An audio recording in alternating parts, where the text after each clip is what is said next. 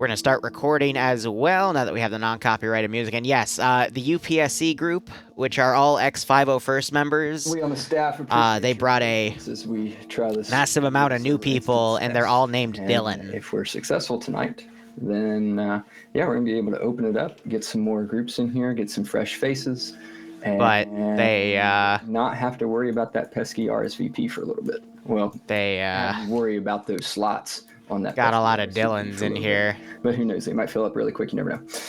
All right. You've noticed, but we actually slotted everyone in faster than usual. Also, 80. Wow. It's also me. All right. Can I get a brief from the mission maker? All the clones, right? He's not here, but he gave me the brief. So, Blue Force is attacking 3 farms in any order to take control and hack the terminals. It is for Alpha to defend those. And yeah, I guess you know what you got of vehicles and assets, so I won't go into that. All right. Questions from our company leaders? Nothing, mate. Just having a fun, I guess. Who knows, Mod? Good. Fantastic. All right. Once again, thank you all for coming. Good luck. Have fun. Round 1 of FNF starts right now.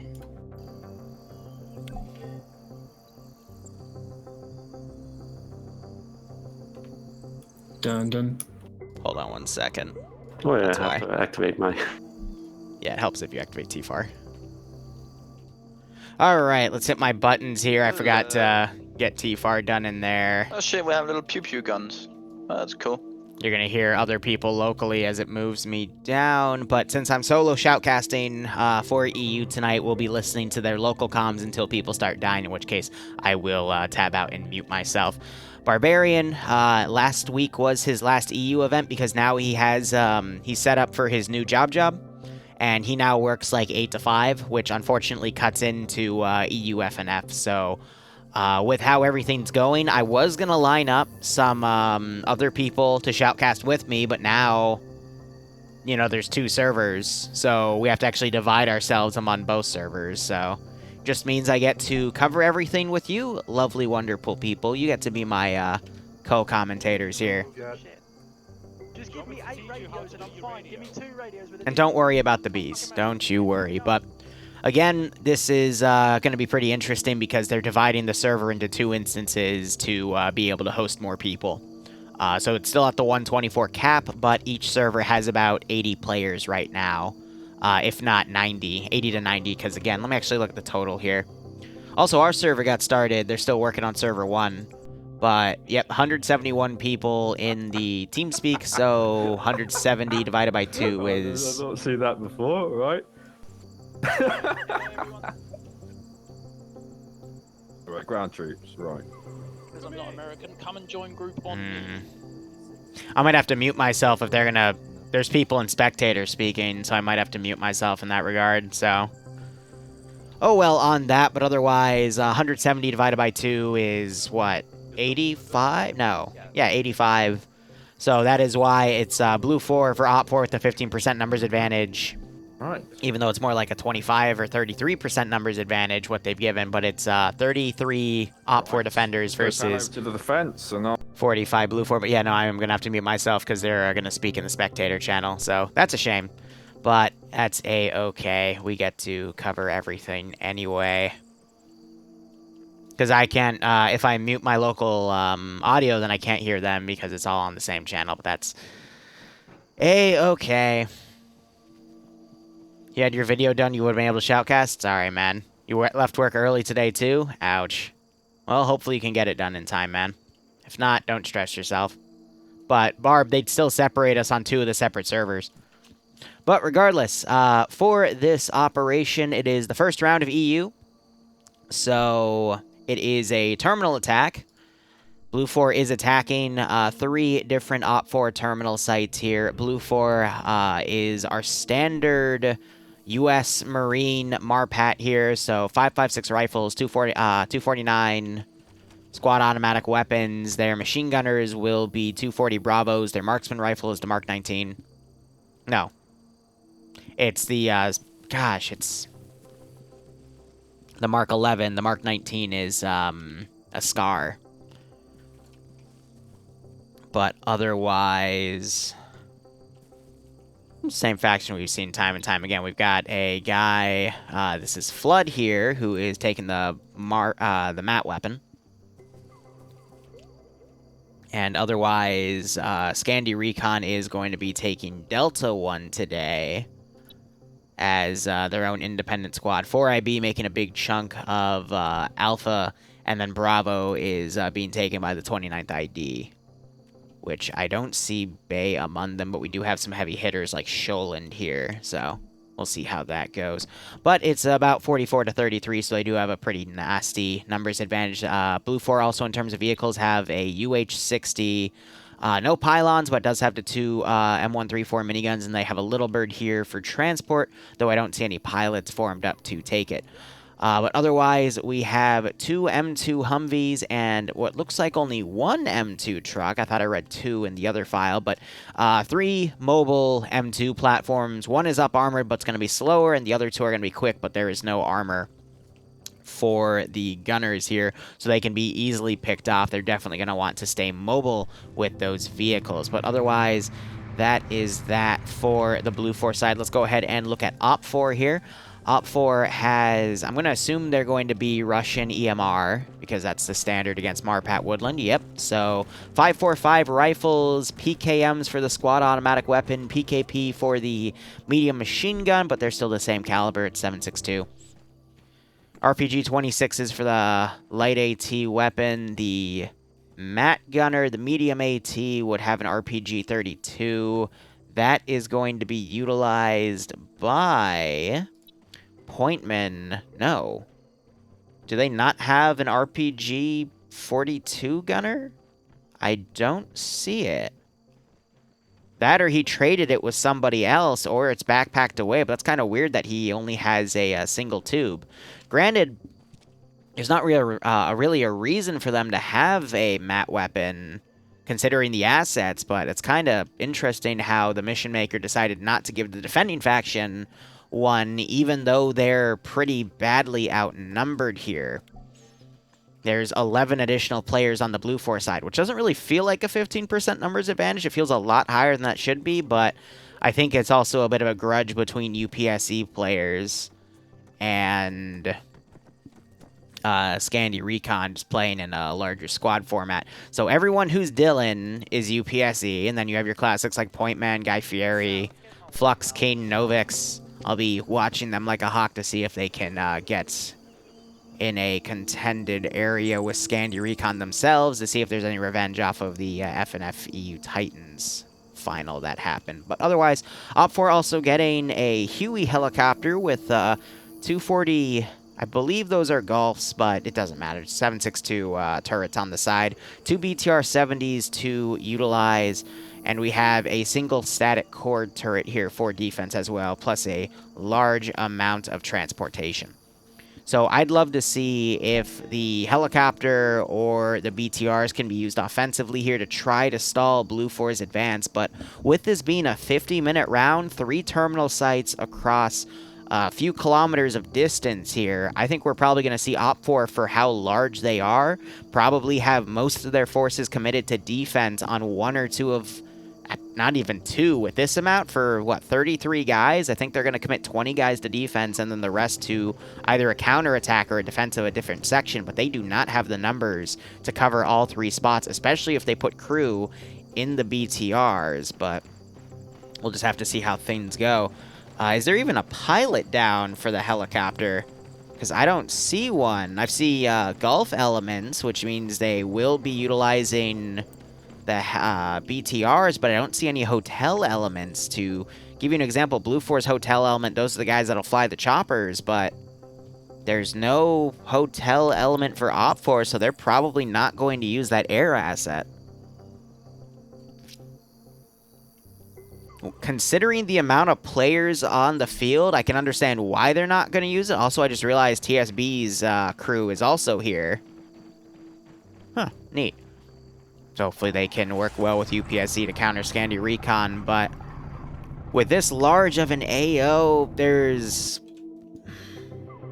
I can see why they're not fielding the air asset, but I mean, it's a tough decision to make. It's either do you want the 2 BTRs or would you want a BTR in the air asset? Like, what can be the use of the air asset other than minor harassment? But I don't know. We'll have to see how that all plays out. But otherwise, AO1 right here. Actually, this is Terminal Site 3. My bad. The terminal is in this little building here itself. It's a nice open area around with a few kill zones, but forested areas to the south right. The west right here. South has a nice open area, and then also forest to the west, to north, to even east. So a lot of ways that Blue 4 can come up to this position and get a quick touch on the terminal. Op 4 could probably make a good defensive line around here, but that's gonna be a tough one, because Op 4 being outmanned heavily and only having about 30 guys to work with, they need to be very careful about what AOs they use for defense. Now, if the second stories in this building could be enterable, I think that this building would be a good choice for good 360 Overwatch, but because only the first story rooms on certain sides are viewable, I probably wouldn't pick this AO. Now, you gotta remember, though, they only get the map screen. They're not going to be able to come down and look at the AO unless they're really quick about it, but with the distance of all of these AOs together, it would be nearly impossible to get boots on the ground and then start overwatching everything and then making a decision of which AOs you want to defend in only 15 minutes. Otherwise, Terminal number 2 is in a small building here. It's got pretty good 360 coverage from the building itself. And all around it is all open fields as well. This would be actually a bit more of a better defensible AO, considering the size of it's just right here, and you've got these nice open areas all around. A little bit of riverbeds for the enemy to work with to get close, but they'd still have to go in the open to pursue you. So I really like this AO. If you could micro your BTRs, you could do a really good job of holding Terminal Site 2, and we're already seeing some forces from 1RCC deploy in here to potentially try to utilize this AO. So I really like this one. I hope Op4 sticks with that one. And then Terminal 1, we have it inside of a barn complex, and again, something similar. A lot of big open areas around this AO, but I don't like how the forests let them get right on top from the northern and eastern side. The shape is a little bigger for coverage to get all the open fields, but the idea is the same. I would still say Terminal 2 would be the best for considering the amount of forces Op 4 has compared to Blue 4. It's okay, but Terminal 2 is just a bit tighter in its formation, and you could more easily spread out 20 guys around that position than here. I'm going to be perfectly honest, though. Knowing this information about these AOs, I find it really difficult to actually choose to hold more than one AO here. When you're the defender, usually when you're given 3 objectives like this and they're pretty well spaced out, you usually want to hold 2 and sacrifice 1. But here, with such limited manpower, it's gonna make this one pretty difficult. Because spreading yourselves out this thin, so only like one squad of up to 10 guys could potentially fight like 40 people, you're kind of relying on Blue 4 to do a force manpower split. Because if they don't, it doesn't matter if they're fighting UPSC or Scandi Recon, they're gonna get overwhelmed and encircled. So if I was in Blue 4's shoes, I would definitely go for a unified battle line, knowing that I have the numbers advantage. I'd send the Humvees up, I'd do harassment, and then I would just encircle, wipe. Next AO, encircle, wipe, all the way through until you'd score a victory at that point.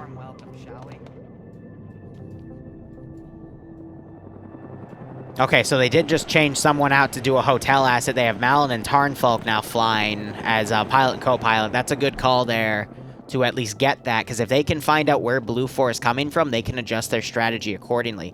Another thing I would have liked to see Op 4 do is set up an explosive specialist outside of one of the AOs they wanted to sacrifice, and just have him watch people come in to touch off explosives and get a few kills. So, for example, this building, put some explosives in the hedges themselves, or just around it. That way you're guaranteed a kill. At the very least one, sometimes you can get away with a few more, and then that can help get Blue 4's number advantage down instead. This terminal over here, which is the one I would more than likely sacrifice, you could put an explosive down here, and then the other entryway right here, you could put an explosive either on the corner or try to, like, it's kind of hard to put an explosive down around here. Maybe in this little tree branch right there, you could hide one as well, but this one's a bit tougher because you'd have to make it more obvious, but you could probably put one in next to the building here and detonate it, collapse the building, and still get a few kills, if not wounds. But we have X-Ray covering on the far right side. We got Killer with the marksman rifle. I want to see what he does with that, because we saw him in FNF Titans for the second half, and he had a round where he had a 6-kill streak and did really well for his group. But Op4 really splitting their forces, trying to primarily put a defensive on Terminal 1, a minor defensive on Terminal 2. I just hope it doesn't spread 1 RCC too thin here. And then we have X-Ray kind of sulking around Terminal 3 with a Vic behind them. And then it looks like a BTR going to each terminal to help with Overwatch, but what is Blue 4 doing? So they are going to send a squad via that Blackhawk. I do think that's a bit of a mistake, unless it's going to scout out the objective that these guys are going for. But if that was the case, I'd probably scout with the Little Bird and then send all of these guys up accordingly. But the worst thing Blue 4 can do in this position is spread their forces out and try to hit all 3 terminals at the same time with a split force, because that just really will nullify their number advantage. Otherwise, they're bringing all the M2 Vics. Got Anderson gunning for the truck. And then it looks like members of 4IB taking the 2 mobile Vics. Then X-Ray going off on their own. Helicopter's going to go around on the right. It might be able to catch the Blackhawk out of position here. Sorry I haven't been reading chat too much. It's a little tough to cover and read chat at the same time. Well, I'll be curious to see how this all goes.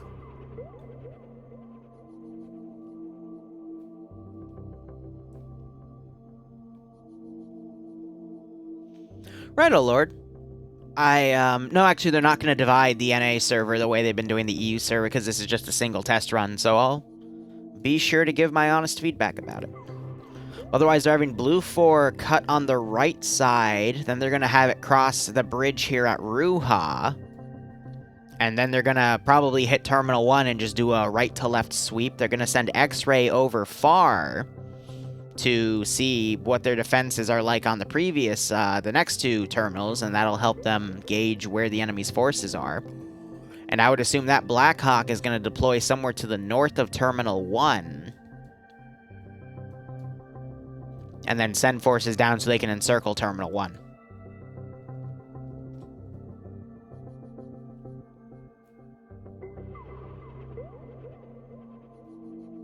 So, really simply, RSM, it's just the server is running 2 instances of the missions at the same time. So one instance has a bunch of other communities on it, and then this instance has all the communities I've listed, including elements of TSB, but that's all bundled in Centaur, because TSB usually goes for the NA time slot. So I believe they are running the same mission file for all 3 rounds. It's just, you know, instead of being capped at 124 and running 1 server, they're running about 85 people on each server, but they're running 2 instances. So the test run today is just to see if that server can handle running both at the same time, I believe. That or they're using the NA server right now, but it's on 2 separate ports, so that implies that they're running it on the same box. Otherwise, you got 29th ID, as I predicted, deploying to the northeast of this objective. They're going to start coming down. They're either going to go through these open fields or hook it into the forest and try to attack Terminal 1 from the north. And while this is going on, Blue 4 is going to send their forces, deploying them. I see what they're doing. So they're going to come through Ruha If not, they're going to try to find a shallow spot in this river to cross. That's really risky. There are some spots where that's possible, though. So they'd have to have a little bit of meta knowledge to know that area, but knowing these communities, I wouldn't be surprised about that. But it looks like these other Vics are going to stay on the Ruha crossing to play it safe. But they want to do a dismount around right here. And then they see all this greenery on the map right here. So they're going to follow this greenery around and then hit Terminal 1 from that area, trying to stay out of the open areas. Now, just because you see greenery doesn't always it's going to be, you know, solid cover here. I could see Op4 catching some of these Vics out of position. But Blue 4 has a pretty decent strategy here that they're going to work with. Instead, they're actually opting to follow Okay. No, so they're going to follow the recon element here. And I guess find a shallow spot in the river to cross and then follow the helicopter crew in from the northwest. Excuse me, northeast. The one risk about that, though, is using all that time to deploy is going to start eating up a bit on the clock with this 50-minute round. There's still going to be a lot of ground to cover. And if Op4 plays this smart and they realize that they are in a losing situation, they could easily remount in Vix, leave some explosive satchels behind, and move to the next AO and form another defensive line, and they could stall out this round and make it go to time. So Blue 4 is kind of playing into that strategy. That's why they've sent X-Ray all the way around on the other side here, so it can see if this Terminal 3 site is open. And possibly backcap it if they need to. Otherwise, helicopter's starting to open up. It's firing some rounds into Terminal 1. Hearing a little bit of a sound delay from the aircraft there. But it looks like the Humvee was able to find a shallow spot and drive on past, because, yeah, it doesn't really get that deep. You want to avoid the deeper parts of the river, though, because it will flood your vehicle's engine and make it useless. And we do see that happen time and time again in FNF.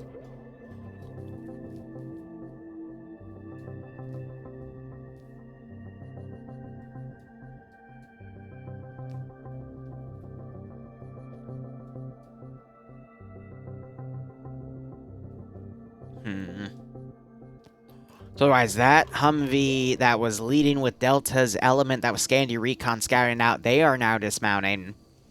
And they're going to start joining the RCC guys. But see, attacking from this angle gives them the most forest to work with, so you might see Blue 4 try to set up a line of people right here. And then some additional forces come around here and just try to work their way directly on the terminal, which will bypass a lot of Op4's defense lines. Now that there's a smaller group of people in these matches, Op4 is going to have to think more tactically, because usually, if this was a 124 slot operation, Blue 4 would either do a force split of trying to attack 2 terminals at once, or they would, you know, keep this method going, but with the remaining 20 or 30 guys they'd have under their command, probably set up like large overwatch positions to contend with Op4's defensive lines that were looking at these spots to kind of draw their fire and attention away from where the strike team was coming in. But now that that's not the case, and every man just counts for that much more because you have less people, using tactics like these isn't going to be the most viable, because Blue 4 is only going to commit a certain amount of people to one direction, because they only have a limited amount to commit to, and vice versa for Op4. So I get why Op4 is doing this strategy, to really separate their guys out just to see where Blue 4 is going to come from, but that makes it all the more important for their air asset to find where Blue 4 is attacking from, because if Blue 4 gets up to a nice overwatch spot and starts laying down fire, Op4 might not be able to pull to the defensive lines without crossing open ground and potentially get picked off before they can set up a proper defensive, and Blue 4 might just steamroll them.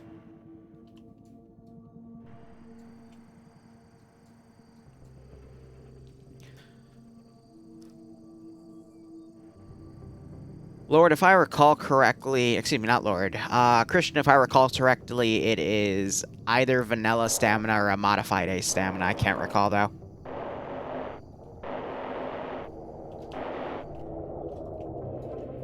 That chopper's firing from a long range. I don't know if it's trying to fire on the terminals themselves or if the rounds are falling short, but I think it's just running distractionary efforts right now. Just firing at the fact that it sees fortifications, but the infantry, A, from that helicopter's range is going to be so far out that's not really going to be able to see anything. It's just firing at the general area of where it sees these fortifications. Now the question is, did Malin just spot these Humvees driving around on the northern side? I'm going to say he did. And what we might see now is a call out down to these ground elements. We might see them start putting up northern defense lines. Days 3 stamina. Yep. All right.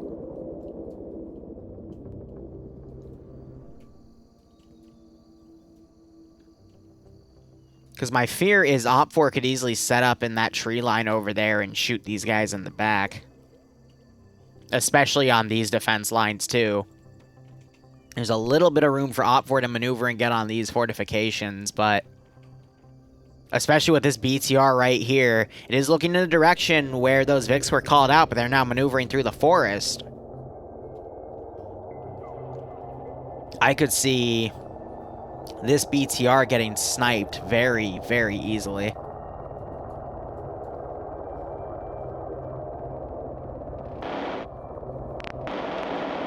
So now the UH-60 is being told to just run distractionary efforts, firing down on these positions. Some of the shots getting close, but Op4 is doing their best to lay low.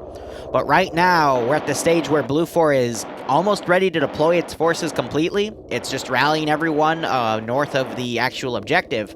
So that helicopter flying around doing orbitals and shooting down at this AO is going to cause some people who, instead of looking at their security directions, they're going to look up and try to avoid that helicopter. And the more eyes that are up, distracted by the helicopter, means the less eyes that are actually pulling 360 and not trying to get shot, because they'll be running for cover instead. Now, what that helicopter needs to do for Op4 is either try to pursue the Blackhawk, which it probably won't be able to, or, I think more importantly what it's trying to do is find where the Blue 4 attack is coming.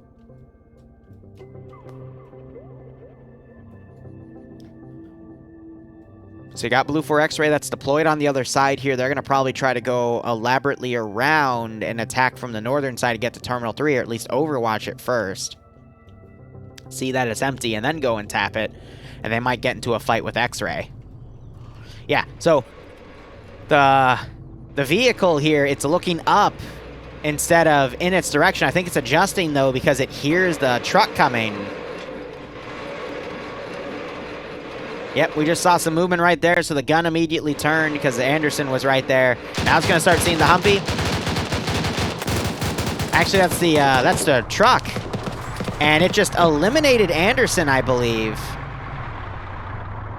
who was the gunner of that Vic.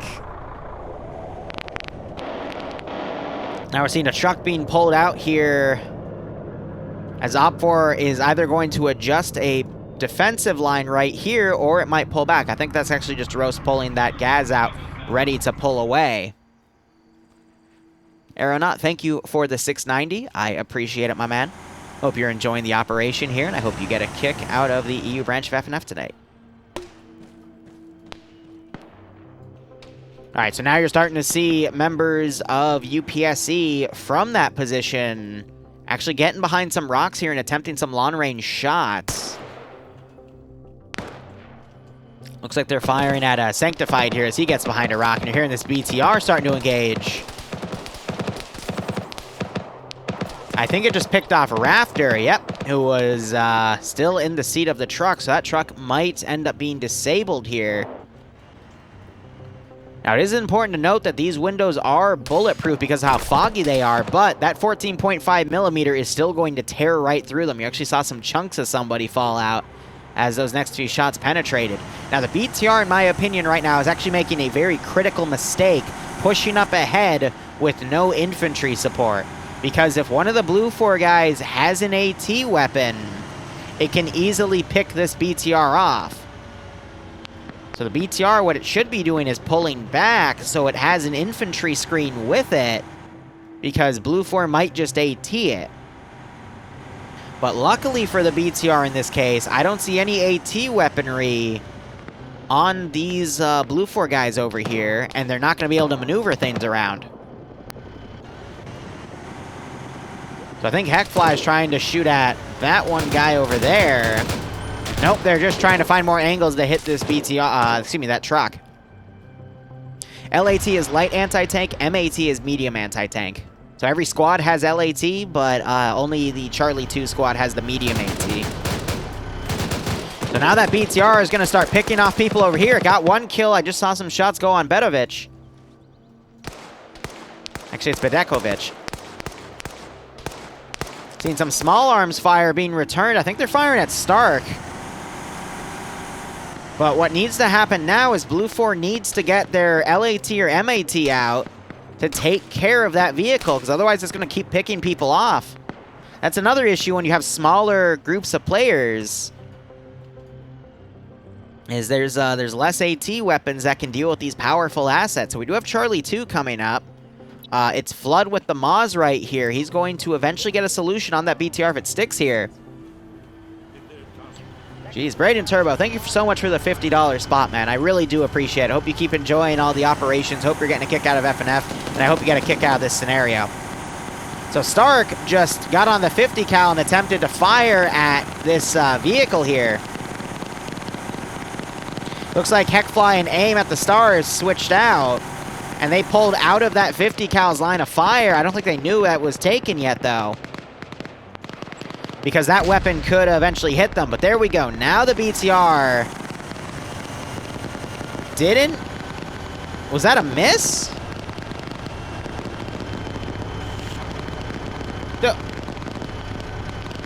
Oh my god, you're kidding me. So he shot under and then he overcorrected. No, Heckfly's wounded, the driver. So yes, it did hit, but it was a weak hit, because there's no damage model on the 70 there. But they knocked the driver unconscious, and then they missed the second shot, so now they're moving closer to, I guess, take it out. But again, that's the weakness of having the BTR up by itself, is eventually AT will encircle. But that BTR got 3 kills on its own. GL is also starting to go into it now, but it's just HE, not HEDP, but it can still screw with the top gun, and that's exactly what they're doing. 2 consecutive hits. That gun has been disabled now. And Flood's now getting this shot out again. If he misses a third, there we go. Great hit. And that's going to cause no smoke out, but these guys are both knocked unconscious, unlikely to wake up. And they're putting a 4th AT shot in there. Okay, they got to be really careful about that, because that means they only have 2 more AT shots for the other BTR-70, and they don't want to waste any more at this point. So the BTR-70s, you do have to be careful on them a bit, because their damage model is a little finicky. They can tank a lot of punishment. But usually in your first or second Moz shot, it'll hit the driver and gunner. And I think we just saw Stark get picked off from range by Bronson here. Knocked out. But as that's all been going on, Alpha and Bravo for Blue 4 have been doing a long-range contesting with Alpha and Bravo for even a Charlie element here for Op 4 here. But now you got the Charlie squad for Blue 4 is going to come around and try to thread the needle as they're supported by these other 2 groups. It looks like Bravo's also going to start maneuvering around. And you still have the Op 4 helicopter flying by here, firing out the smoke.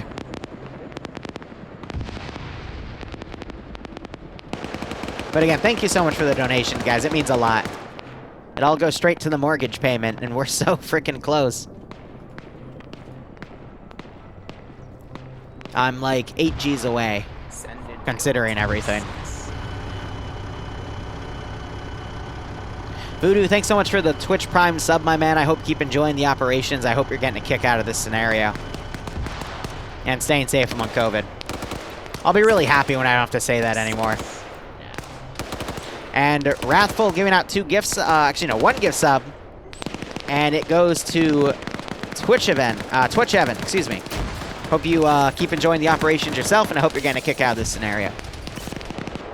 And staying safe among COVID. So Scan Your Recon's part of Delta, and they're actually already moving over to the next AO. as the other elements here try to continue to hit this position. We have the other BTR coming in. This is TSB, Lolo Reaper, and Wasberg coming up. We do have Charlie 2 up here with 2 more Moz rockets. Any one of those shots could be critical, but if they make Flood whiff those next 2 shots, they should be golden. But as long as the BTR stays at a decent range and tries to pick off the infantry over here, they should be able to hold, because I think one of the BTRs just picked off, yep, the MMG gunner for Charlie 2. And now that's forcing Flood to pull back.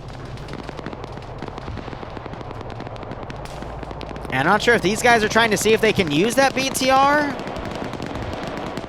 There's still someone in it, so they'll have to pull their body up. But I'm pretty sure that gun's disabled because they put 2 underbarrel GLs into it. And we see some shots going on this truck's gun here, just above where the gunner would be. And you have Alpha pushing on King, UPSC, and Novix here. 3 really good players, but they are under fire from a Humvee. They're still getting pickoffs where they can.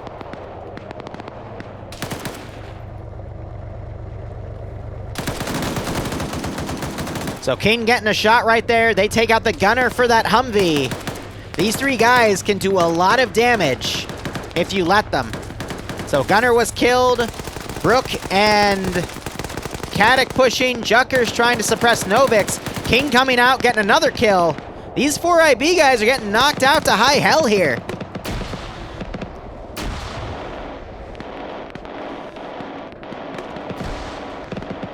So King getting knocked out by a GL. Jucker's coming up, Appointment gets him. Novix getting in a 1v1, winning as well, and now it's 2v3. Brook might come in and try to double tap King. And you also have Guy Fieri running up and Flux running up to try to give some assistance. King waking back up, but he gets immediately dropped by Brook and Caddick, unfortunately. This is why I did want to cover Server 2 with all of these veteran players, because they can pull some amazing plays. But King ending that with 3 kills, Novix on 3 kills, and Pointman on 2 kills. And they might be able to wrap up these remaining 4 IB guys. Novix breaching in on Brook, gets the kill. Now it's 1-1. And Caddick didn't have a mag in his gun, and Novix is able to take him out, and that's all the blue 4 guys that pushed up on their own right there, taken out by a good chunk of UPSE. And that might have just turned the tide. 4IB completely wiped out over here. They still got some stragglers in the helicopter and 1 guy in the Humvee who's gotten out. Truman, he's on his own, trying to check this body, trying to apply medical to it. Flux is going to hear that and come up and deliver a Hillary Clinton. Multiple shots to the back of the head, and that's Flux's first kill. So Blue 4 losing a big chunk of their manpower in that attack might have just shifted the sands in Op4's favor. Now you've got Scandia Recon being pulled over because they realize they lost that big chunk of 4 IB guys, but it might be enough. Unfortunately, the BTR was cooked off while we were watching that fight, I would assume, by the Matt team gunner. Where's Flood? He does have a vehicle kill under his belt, so that was him with the Moz. Oh yes, a Hillary Clinton is whenever you are shot twice in the back of the head by an opponent. That is what I've always said, because that's how it works. But your death gets listed as a suicide. I have my own damn jokes, but Blue 4 is a bit stalled right here because that was their Overwatch element to distract this left side. But instead, now that that left flank's collapsed and everything's coming around on the right, you're just going to see UPSC adapt and take this Humvee and now barrage this truck with 50 cal to help disable it. And if anyone was in there, they're probably going to be dead at this point. Sir 635, thanks so much for the tier 1 sub, my man. I hope you keep enjoying the operations, and I hope you're getting a kick out of this scenario. The killer. I might start using that now. So I think Flood just got a pick off on that bunker. It wasn't his kill. At least I thought they shot someone in here. I thought I saw a body flop, but there's plenty of bandages, but no one there actually. Now you actually no, this is a UAZ pulling back with some stragglers. And you have some guys in here trying to form a defensive as the forces are just pulling away, pulling back to hold that position instead, including some of the survivors of that BTR. We might see them remount this Vic right here. I think they're checking to see if it's drivable. It is. There's some blast damage, though. If Flood is quick, he might be able to get up. Oh, he's already waiting for it. There's the Moz shot. And it takes out the truck. Great call there. So that's going to cause these guys to either try to run on foot or get away. And you're having the UH-1 and the Blackhawk go at it. UH-60, it's a generation above the Blackhawk here. But Malin is a very good pilot, and I think he's going to use every trick under his sleeve to try to get away from that Blackhawk and maybe come around and give it a black eye with that 7.62. Because his his coaxial weapons are more powerful with that 7.62 compared to the 5.56 on the 134, but those 134s have a much higher fire rate. So looking back over here at Terminal 3, we have Mike. Mike's thing just flashed. So he is watching this on his own. I wouldn't be surprised if he's been given some sort of explosive satchel to overwatch this position, or if his job is to literally just lock this down in case someone tries to cap it on their own. So that's a good call there. I just hope he has something to back that up. Just a stall, but you're going to see a Blue 4 X-Ray come in to try to take Terminal 3 there. And now Blue 4 making another push as Op 4 was trying to pull out. So a lot of Op 4 guys caught in the open here, but they're trying to crawl back. They're going to end up getting stuck here, but with the amount we see on Blue 4's side, Op 4 hasn't realized they've actually killed off a lot of Blue 4 because of what 4IB contended with.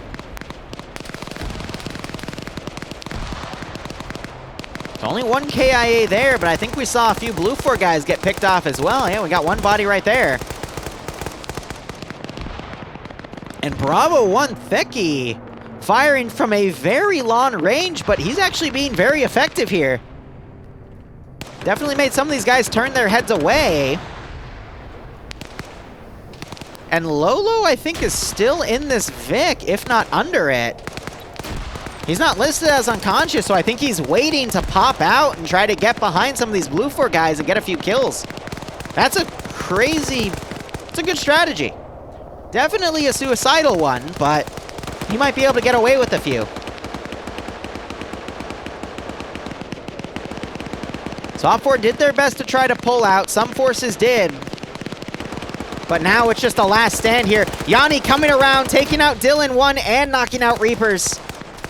They can still wake back up, but I think Yanni's going to come around and finish the job.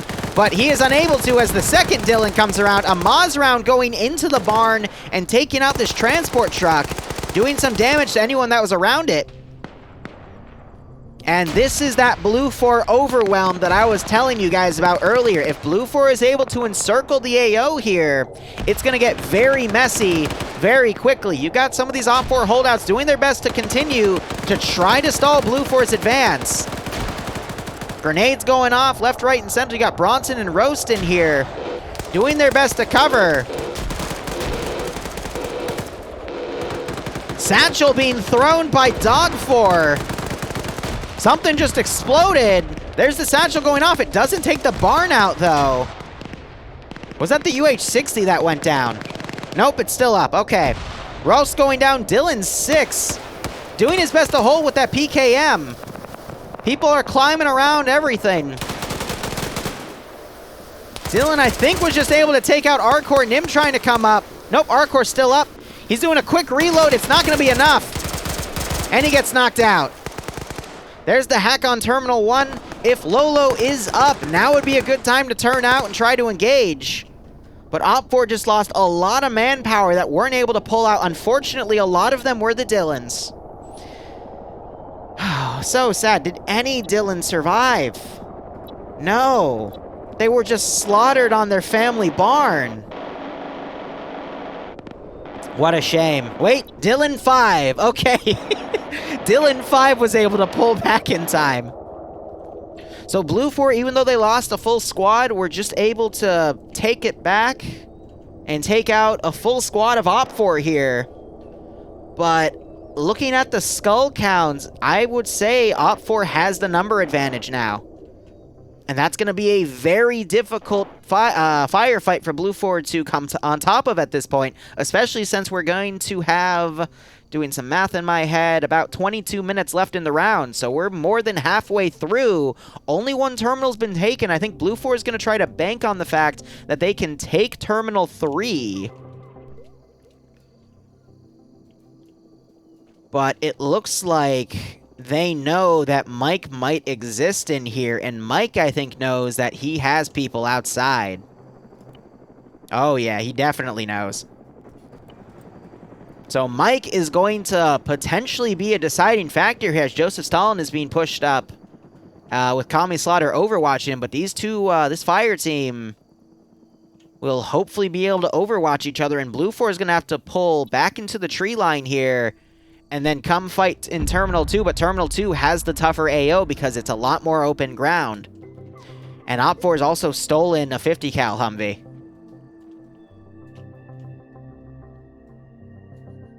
Tied in the family bar like the Rango movie. SR slaughtered UPSE once again. I don't think it's going to be enough, though. Saving Private Dylan. That's actually perfect, because everyone, all of the other Dylans are dead. Oh. We don't have any BTRs left, though, so we don't have anyone named Tom Hanks to fire their handgun into the barrel.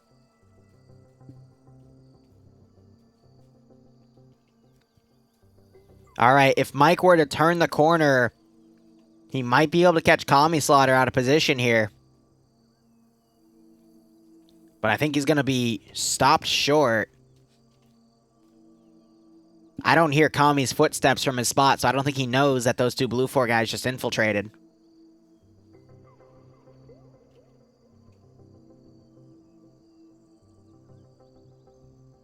Well, if you tell, Slaughter changed his name to Slaughter instead. So instead, he puts people in communism, which is the only way he was able to get Joseph Stalin to agree to work with him.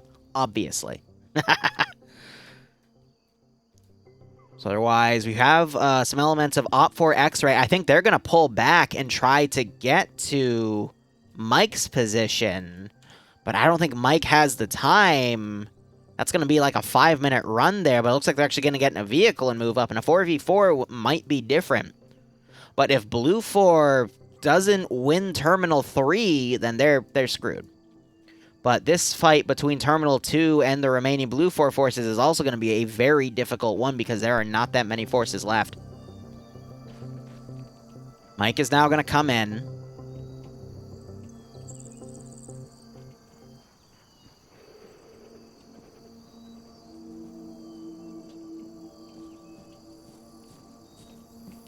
Now he's coming around. Oh, these guys are going to hear his footsteps for sure. So yeah, they're looking at the doorways. Mike's just gone into the terminal site himself instead. Again, I don't see any explosive traps around.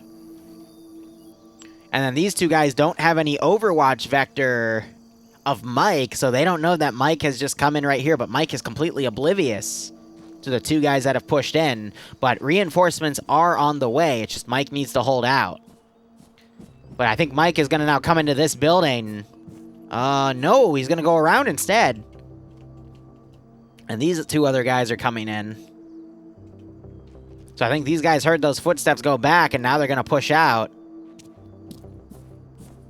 Mike has no idea. Joseph running around. Mike does not hear the footsteps. Kami Slaughter sees him. Oh my god.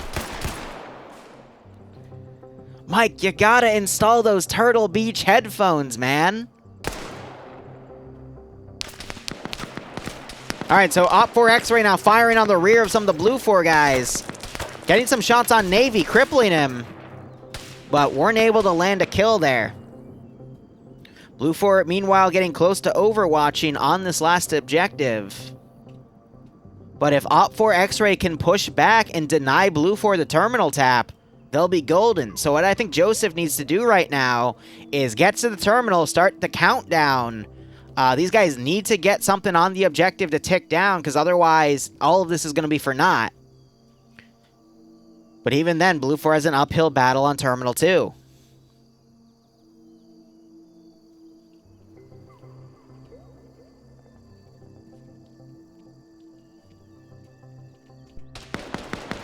More shots going on Han. Hans get the flame. God, some of these people have some really creative names. Guy Fieri sending people to Flavor Town. Hans getting the Flemmenwerfer. You gotta love the creativity people come up with in this regard. But Joseph, I think he's popping smokes up because he's gonna make a run for touching that terminal because he knows he's gotta get the objective here because these other two guys are pinned. And you also have the Op 4 Huey coming in to try to give some fire support here. By the way, I just noticed I don't see the UH-60 up anymore. Instead, they're in the Little Bird.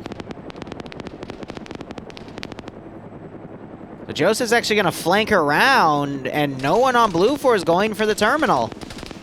That's not what they want to be doing right now. If anything, you want to hold. Like, their spots were good.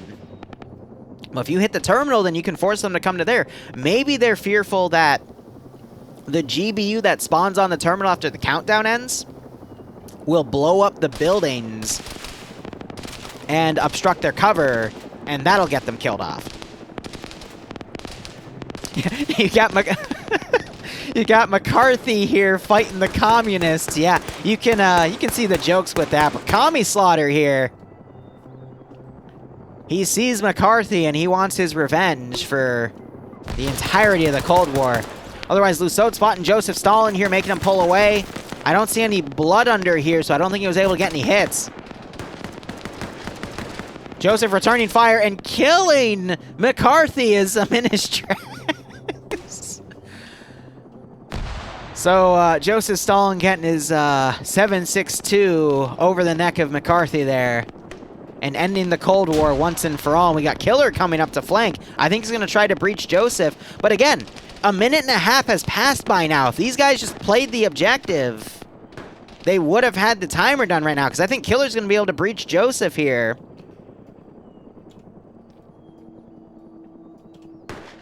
But now with this being a 2v4... stand corrected. Streamer's curse. Navy able to find an angle on Lussaud there and take him out, but Killer's gonna breach in.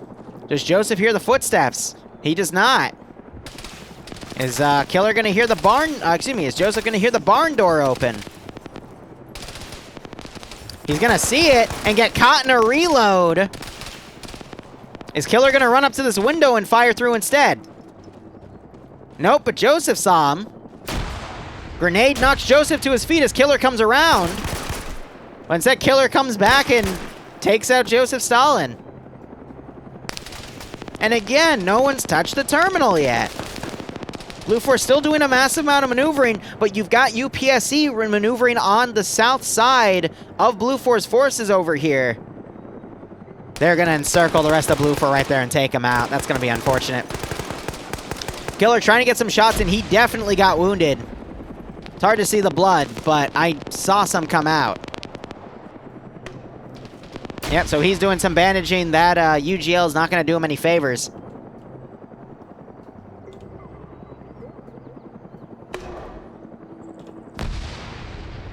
In a 3v1, that helicopter could potentially land and add a few manpower to Terminal 3. I think Op 4, because they're not ordering a crazy strategy or move like that, are pretty confident in defending the other terminal site.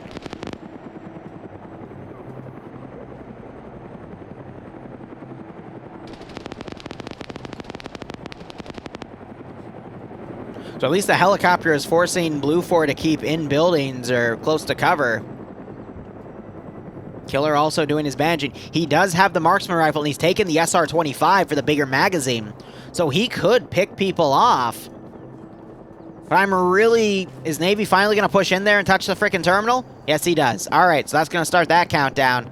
And now it's going to be difficult for Killer to get the kills and stop that terminal hack at the same time. So Killer doing his best, trying to catch Commie Slaughter out of position there. Gets a headshot on him, though, after he stays put. Killer trying to get some shots on Hans here. As Navy running up, leaning to the left to try to avoid a headshot. I think Killer's going to pull back and potentially try to do some bandaging. As Killer pushes up. Oh god, Blue 4, look at the amount of guys they have left here. We'll get back to this, but this is UPSC coming up and taking out the remaining guys, Blue 4's flank here. Completely outflanked by UPSC.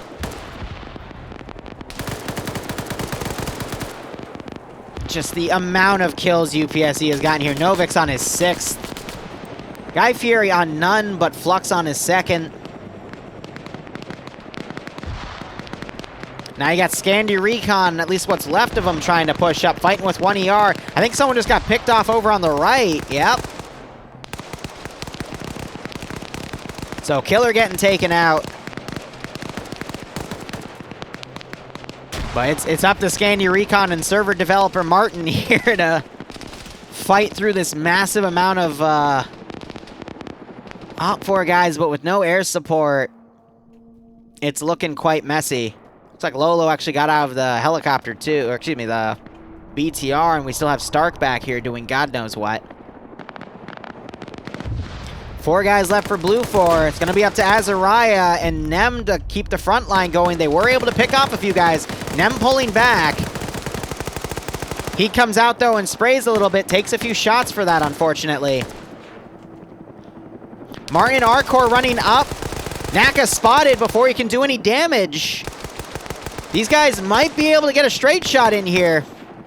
The doorway opens. Pirum is running away. Azariah unable to land the hit, though.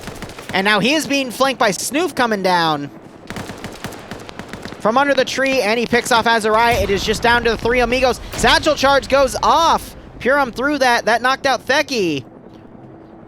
UPSC slowly coming out. They've got about 45 seconds of distance here. I could see Blue 4 clutching this, but the defense is going to be very difficult. Theki waking up.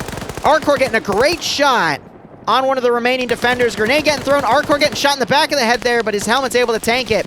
He needs people to continue to run up and cover, because if these guys stay pinned, UPSC is going to get here, and it's going to be over. Blue 4 not wanting to push up that way. Nemesis pulling back. They're also taking 7.62 fire from the helicopter. UPSC not triple timing, only double timing. Actually, not even sprinting. They're moving at their own pace. Arcor goes down. Vehicle gets destroyed. Oh, a perfectly thrown grenade next to Martin as Seof runs up and takes out Nemesis. Seof is getting friendly fired, though, by Dylan. Dylan, I guess, looking in that direction, but not looking at Martin as Martin gets the kill. Blue 4 actually picked up some of those guys on the right side. Might also move around and pick up Stark here. Now it's up to Martin to run up. He might see Theki in time. And Martin gets the kill on Theki there. Now we're going to see some blue on blue here as Martin is pinned down, getting shot out by Novix there, and that's it. So close. But it just wasn't enough. So let's do a little final kill count comparison. Keen on 3 kills, Novix on 9 kills. So that's 12, Flux on 2, so 14, 15, 16, 17 including Dylan 1. But UPSC definitely did a lot of work there. Eander with none, Martin with 1, Nimia with 1, Infidel on 0, Nemesis on 2, 4 total, 5th for Arcor, 7 for Azariah. I'm counting up, by the way. 10 total for Scandi Recon. Not bad, but good God, UPSC encircling. Not even an encirclement. Just 4IB walked up to him and just got absolutely manhandled. And it's because UPSC was able to take out the entirety of 4IB's Alpha 2 that knocks the number advantage out of Blue 4's favor. And Op 4 was able to hold. And that's pretty incredible, if you ask me. So, there is still a chance, though. We've got the Little Bird right here. with a primed grenade. 4 people in that chopper. If they land danger close, get out and take the terminal building. There's actually still a chance here. They're gonna come in. No, they're not gonna thunder run it. They're gonna walk. That's not gonna get them. They're not gonna be able to get that. Yep, so that's everyone getting out there. I see Navy and Hans still alive. And then we have the Blue 4 ground command here, Stark. He's Platoon 1 HQ. At this point, he needs to just get the truck and drive into the AO. I thought the little bird was going to come in and just land right next to the objective and go for it.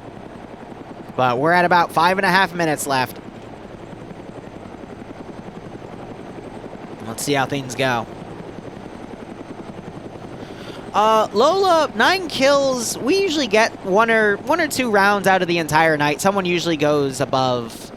I want to say 8 kills and above is, it's not rare, but it's significant.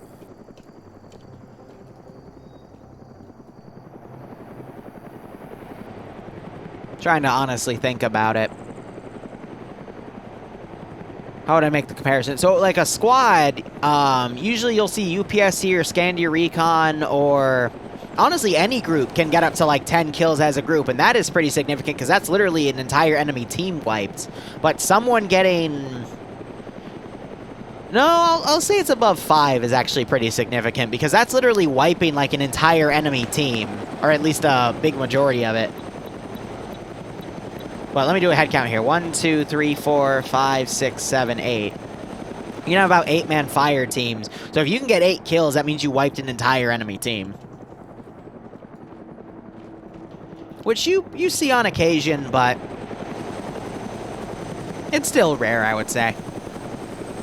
Yeah, achieving 1-to-1, getting 1 kill and then dying is generally the standard, but we'll occasionally see something like T5 Bay last week was able to go from 1 kill to 7 kills in like a minute because he just breached a building with a 249 and just slaughtered everyone inside. But more often than not, it's the auto riflemen and machine gunners that get the high amounts of kills. Sometimes, depending on the map, it's also the marksman can get a massive amount of kills, but it has to be a very open map for the marksman to have a lot of room to work. And then, of course, Audrey Hotto has the record of officially getting 21 kills, but it could be argued he got 23 in a round a few months ago, and that has been the record for most kills taken in a round. But the Audrey Hotto incident, as we call it, no one's ever come close to that afterwards. So we have Guy Fieri running in the open right here. Navy flanking around. Guy Fieri's shots actually landing really close to Navy there. Oh! There's Guy Fieri's first kill! Ah, with a nice little red dot.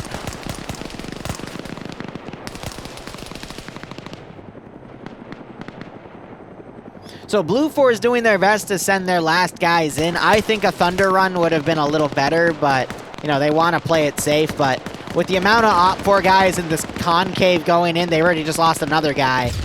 So they lost Navy and Hans there, so just up to the 2 4IB guys that have MP7s. So it's not really going to work out for them here. Yeah, Hans needed the Flammenwerfer.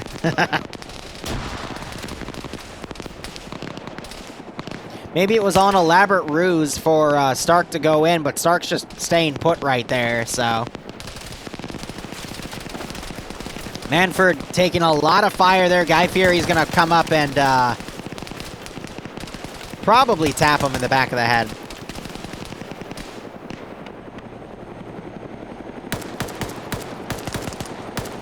So, Guy Fieri trying to pick off Shepard. Honestly, the MP7 is actually a really good weapon. I've seen some of the pilots do some really good work with it. And you have the chopper now flying low. And it Ah, yes, TSB. You guys always manage to disappoint me. So hold on, was that Guy Fieri throwing an explosive satchel up? No, that was... I don't even know who threw it. No, it was his, though, because that counted as a kill. So Guy Fieri found an explosive satchel and just killed a friendly with it. But I don't think he was expecting pilots to run up and do this. Now you got Malin running up, and he's going to execute Manford, who has literally surrendered at this point, but he still gets shot.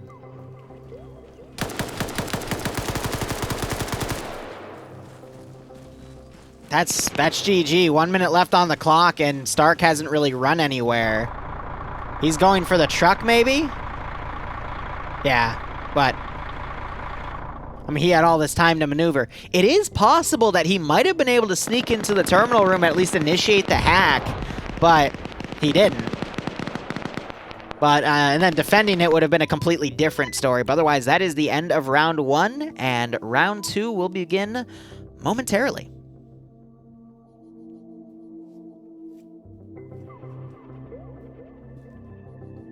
So let's see what the new map is here. But guys, thank you so much for watching with me here. That was a pretty good first round. It was great to see UPSC eliminate 4IB early on to wrestle that numbers advantage away, and then Op4 was just able to hold the line from there. Otherwise, this is going to be on Isla of Bohemia, and it is going to be a capture the flag with Independent, aka Green 4, having a 10% numbers advantage and 2 assault boats. All right. Usually that means they're the SOCOM boats with the guns on the side, but it might also mean RHIBs with guns inside. But let me go ahead and do what I normally do. I'm going to play a few ads as I change my commands just to give myself a little break. And we'll be back momentarily. Of course, if you are subbed to me, either through Twitch or a Tier 1, 2, or 3 subscription, you won't get the ads, and we can continue to chill. So, how are you all doing? And that's gift subs.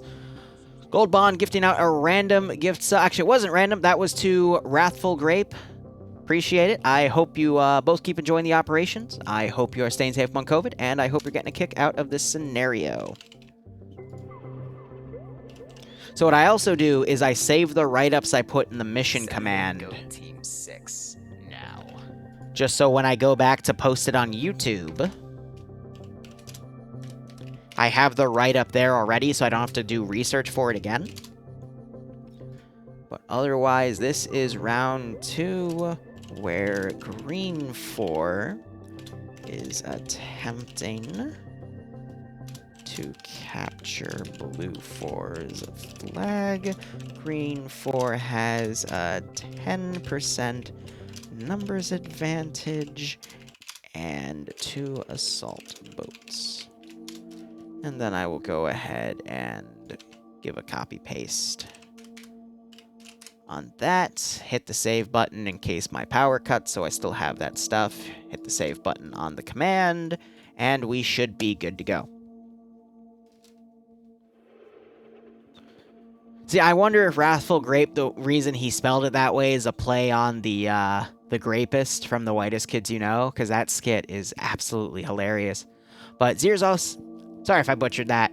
Might be Hirzos.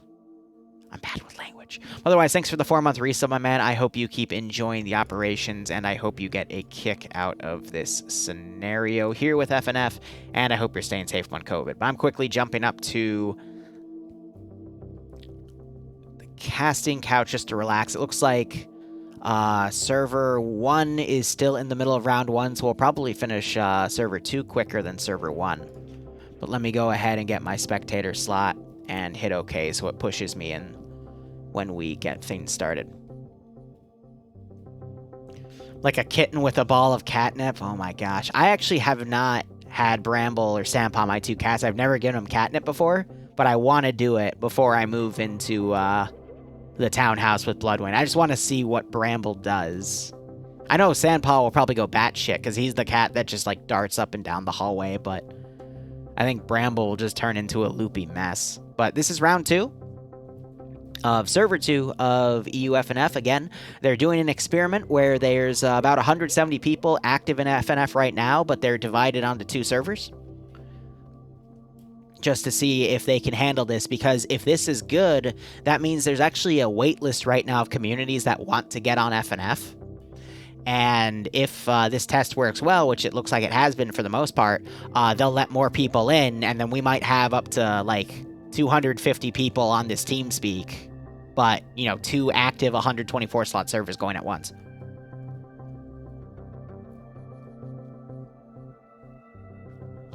Tarnfolk, I think your gunnery actually did its job for just general suppression and harassing people, so I'd say if the gunnery didn't matter, it was just making sure Blue 4 was suppressed, and that made them panic on the second terminal and slow down a little bit in time for the rest of Op 4 forces to surround them and take them out. Excuse me. And then I will say, after when EU concludes, I'll see how much time we have till the NA event. I might take us into a little bit of mission development, and then I will go cover the NA rounds with Barbarian, and then spend the rest of the night doing mission development, because I finished Highway of Death while I was editing stuff this morning, and I need to now start the Syndicate campaign prep, because I will admit I have to go redo some of that because I didn't like the first version I made, and then potentially start working on Monday's files. So there's a lot of stuff still to do for me, because I'm taking Saturday off because Bloodway and I were going to go tour some townhouses that we really like some pictures of, and start that process.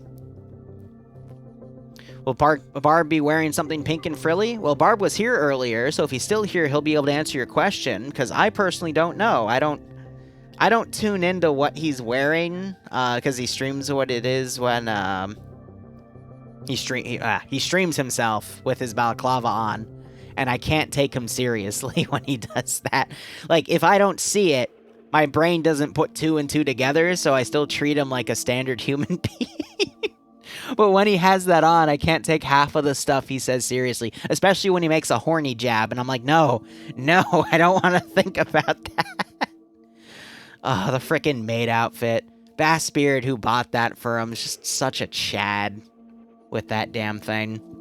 Real quick, it's going to be 47 versus 35 for Green 4 to Blue 4 with this 10% numbers advantage. Azariah taking ground command. Bedekovich taking ground command for Blue 4. And we have the Matt team that was on Blue 4 now taking Company Recon for that marksman rifle. 1RCC taking Bravo Squad for Green 4. They're being slotted with the... Oh gosh, who are these guys? I forget the community they're part of, but everyone that was in the X-Ray group from the previous one. Scandy Recon under Charlie here to take the Matt team weaponry for the machine gun and the AT, which of course they're giving to Iander. UPSC, oh god, they put UPSC on Delta. UPSC and Scandy Recon together, it can get very, very messy very, very quickly. And they're going to be fighting for IB with the 29th ID and TSB. I don't know, with how we saw... there's 1RCC right there, but with how we saw UPSC just manhandle 4IB last round, I'm a little worried for what we're gonna see this round.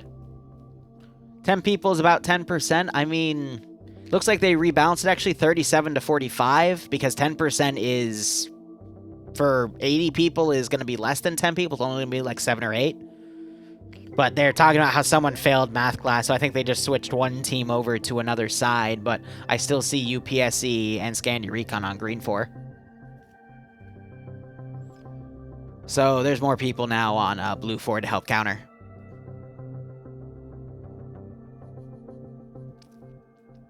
Maths. Ay. Here we are.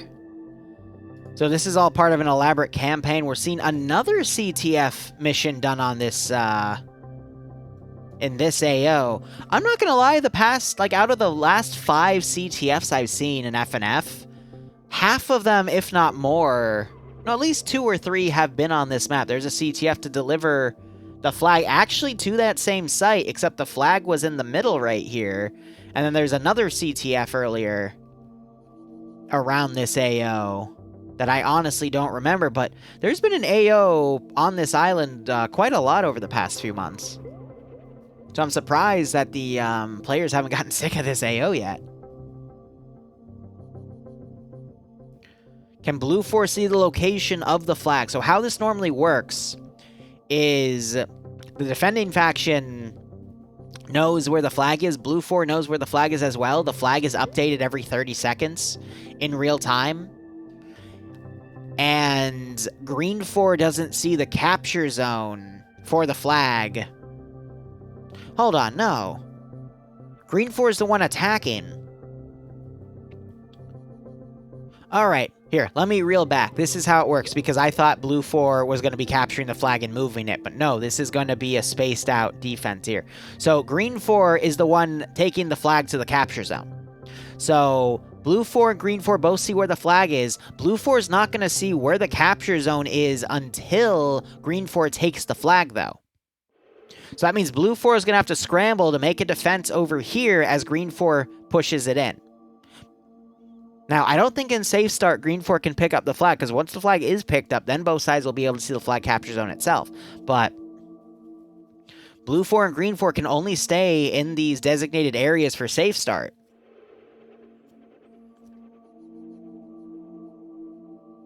But what confuses me is Green 4 has 2 boats.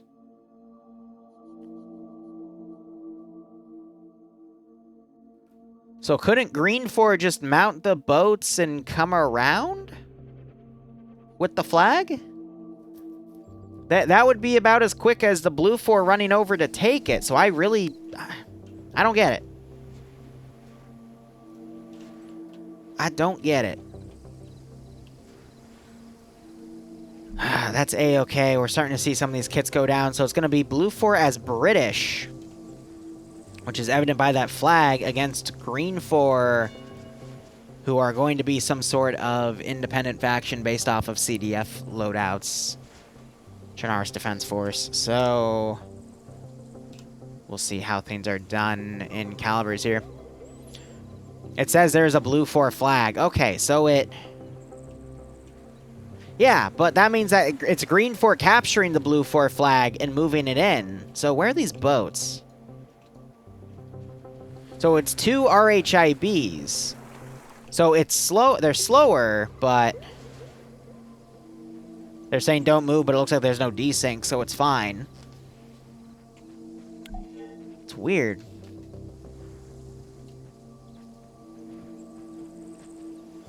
But once we'll know when this round starts, and I'll be able to escort things accordingly. But it's basically an escort mission. So instead of CTF, it's like you could brand this out better as an escort mission, because capture the flag usually means you're defending your flag, but this is they take CTF and instead turn it to some sort of escort thing to get to the capture zone itself. Also, Server 1 just ended round 1, so we're about 10 to 15 minutes ahead of them, interestingly enough. So, with that sorted, let's go ahead and look at our factions here. So, Blue 4, the attacking faction, which I guess actually is going to mean they're defending, just to put things down. We're seeing G36Ks, so 5.56 rifles, 249s as their squad automatic weapon, 240 Bravos as the medium machine gun in the weapon teams, and then we have Lolo with the Carl Gustav here for the mat weapon, and then I would assume AT for the squads is going to be the M72 La. Yep, there is one.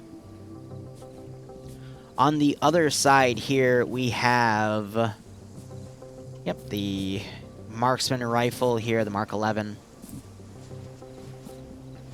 And otherwise, most of the forces are right here, actually. But we'll see how this small group does. But standard 5.56 for your British forces there. Green 4, they're either going to be 5.45 or 7.62 based, which will be interesting. But no, they're actually... They're given the 6.5 Katiba.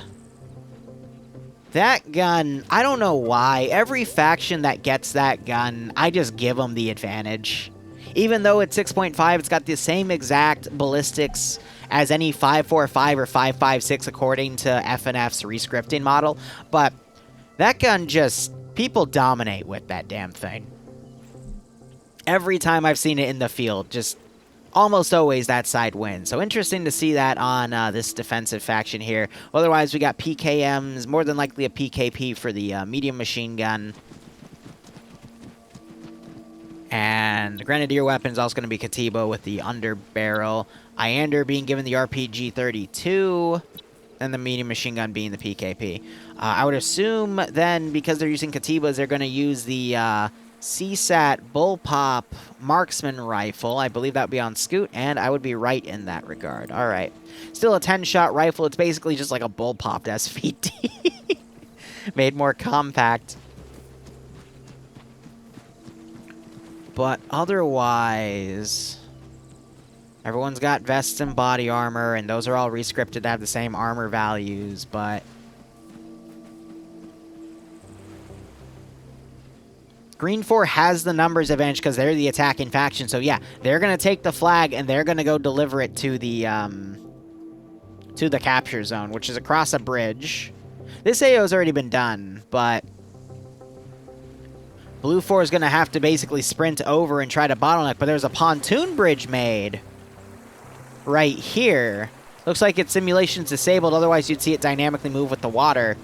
So with that right there, and then another bridge was made over here as well. That's funny how it cuts off on the map. Actually, that's not even the map border. So there's 3 ways for the attacking faction to cross, but Blue 4, with its limited manpower, could easily set up a defensive line on these areas, but they're going to have to be quick about it.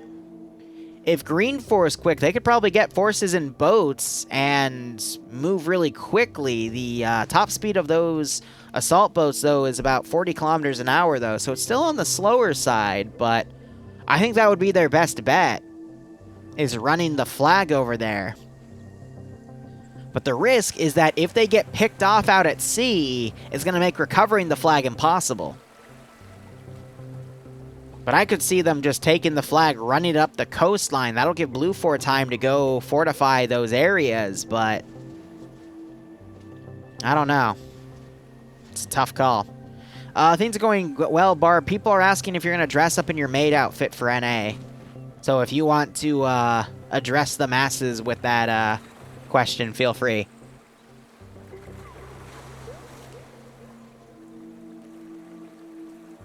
That'll be next Friday. All right, are you wearing anything specific for NA tonight, or are you going to be normal?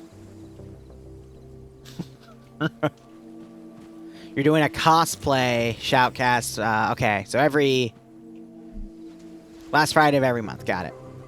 There's still a fair... Okay, gotcha. So Barb is having some issues with his webcam. I remember us talked about... we talked about that, so we'll see how that goes. So I gotta wonder who's gonna go for the flag.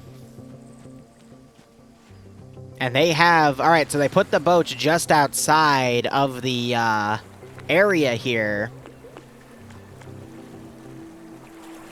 And you got people kind of sprinting ahead to check where those boats are.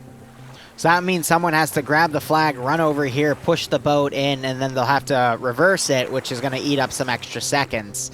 So Mission Maker actually did his best to try to balance this out here. But I would imagine if they didn't pick the RHIB, that's the slowest boat we have, at least like for military use, that can carry multiple people. So I can understand why they would take such a thing.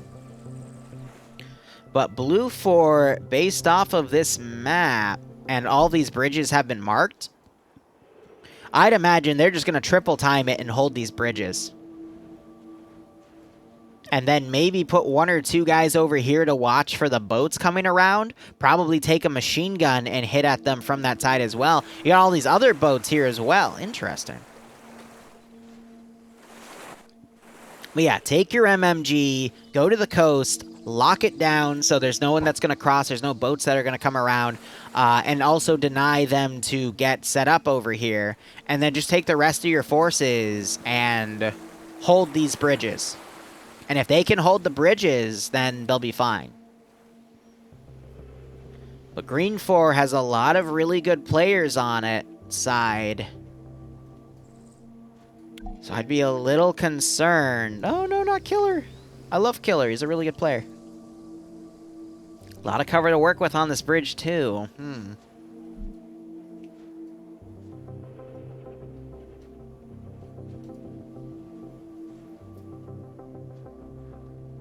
Not connected to TeamSpeak? What do you mean by that, Barb? And he's bragging about what the stuff he's getting. Fair enough, man. As long as you're happy.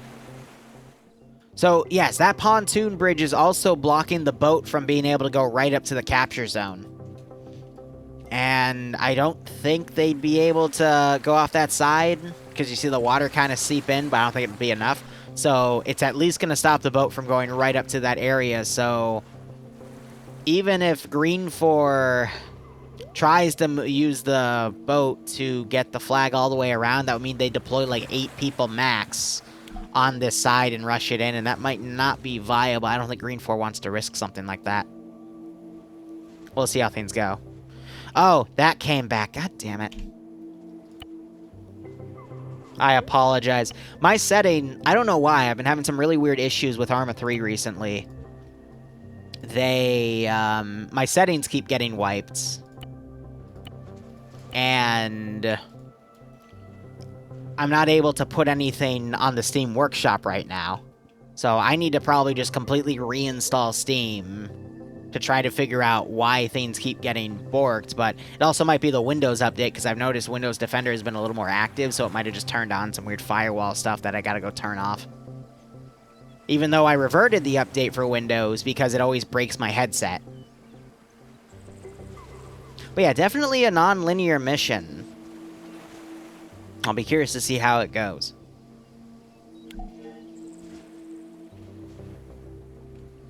Let's give him a warm welcome. Oh yeah, Green will send a lot of people on foot as well here. They have a lot of people by these boats, but those boats can only fit about 4 people each, maybe 5. But this is the CSAT camo, so it's only going to be 4. At least to my knowledge for the vanilla ones. I know there's modded ones that let you take a 5th guy.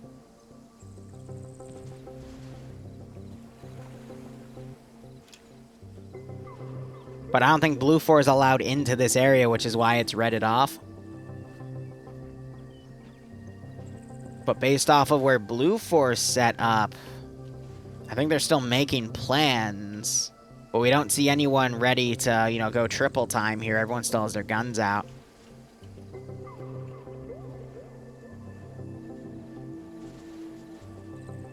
Definitely a weird one. Hey, Nas, how you doing?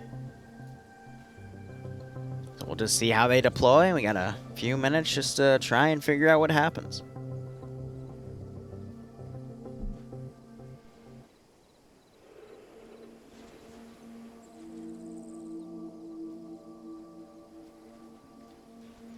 Alright, just going through Discord right here, making sure everything's set. Awesome. So with Blue 4, and we only have 80 people on, so the number, it's like, it's 37 versus 45. The question arises, for Blue 4, if they want to set up any forces on these tall hills and try to ambush Green 4. And honestly, if I was in Blue 4 Command shoes, which is Vidokovic, where did he go? There he is. I would honestly just focus on these bridges. Because it's just massive areas of open ground that if they can keep locked down, they'll be A-okay. Maybe send X-Ray to go up on one of these far hills and try to plink at Green 4 as they come around, but hold your side of the bridge, send a medium machine gun up to the northern side to deny the boats coming around. I think it's pretty plain and simple, and just hope your forces hold. What I'm worried about, though, is in seeing this massive amount of forces right here going to triple time on this far right corner, I think they're going to immediately try to rush up. And that scares me. Because it's 4IB that's going to do that. And we just saw 4IB get dominated by UPSE, so if they run to UPSE, I'd be worried that that same situation might happen again.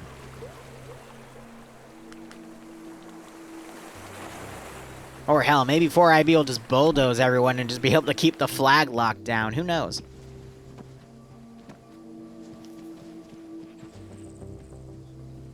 I could also have this mission completely wrong, by the way.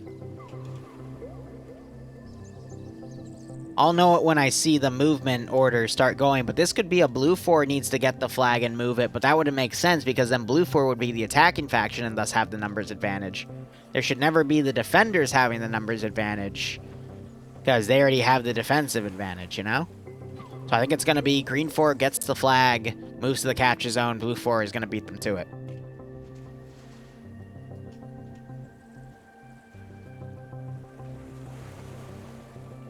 But it could also very well be that Blue 4 is not going to see the capture zone until the flag's taken.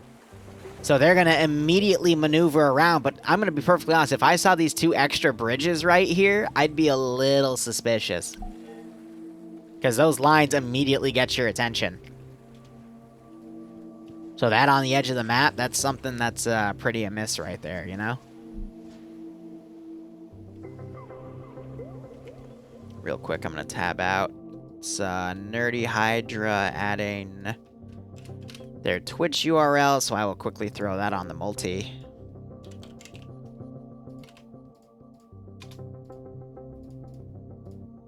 Excellent.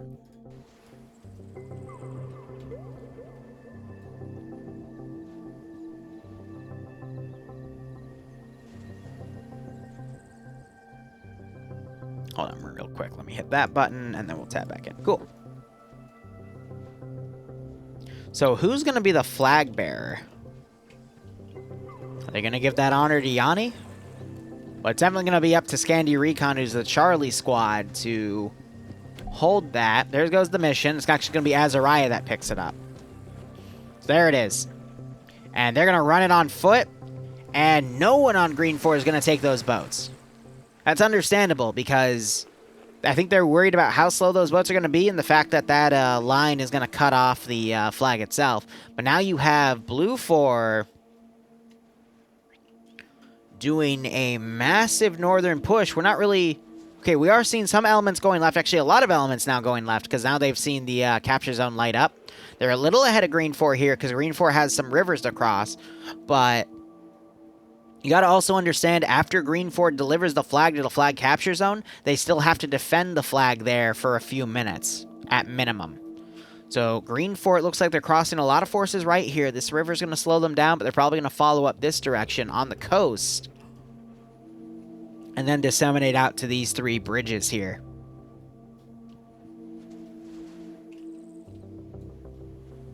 And then are the rest of the forces going to follow? Because we also have some Blue 4 elements right here, still laying low, as now 4IB's actually turned around and they are now sprinting in the other direction.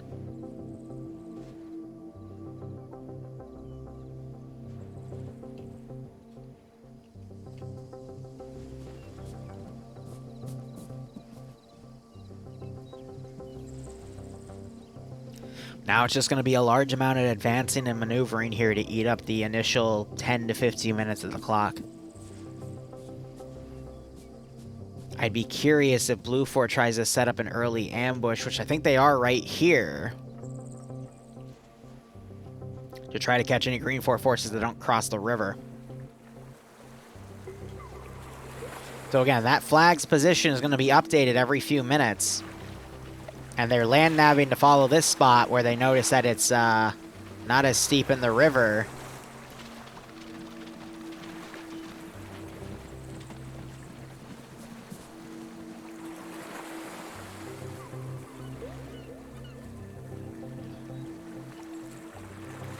Just a bunch of Dylans following Azariah. And then the other half of the Dylans are over here. No one is co-commentating with me. I am solo right now because Barbarian is at the office. I had to let him out of the basement so we could do a job interview. Now you got Arcor watching this direction. Did he get eyes on him? I believe he did, because I just saw legal action, I think, for a split second. I think he's watching for any more. AT was just fired. I think it sounded like a Moz round, though. That would have been Lolo. Yep, he's reloading. I think he's firing that up at X-Ray.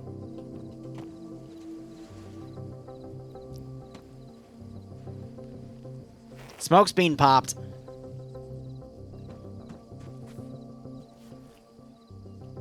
I don't see the impact anywhere, but... Wow. Out of everyone he hits the medic.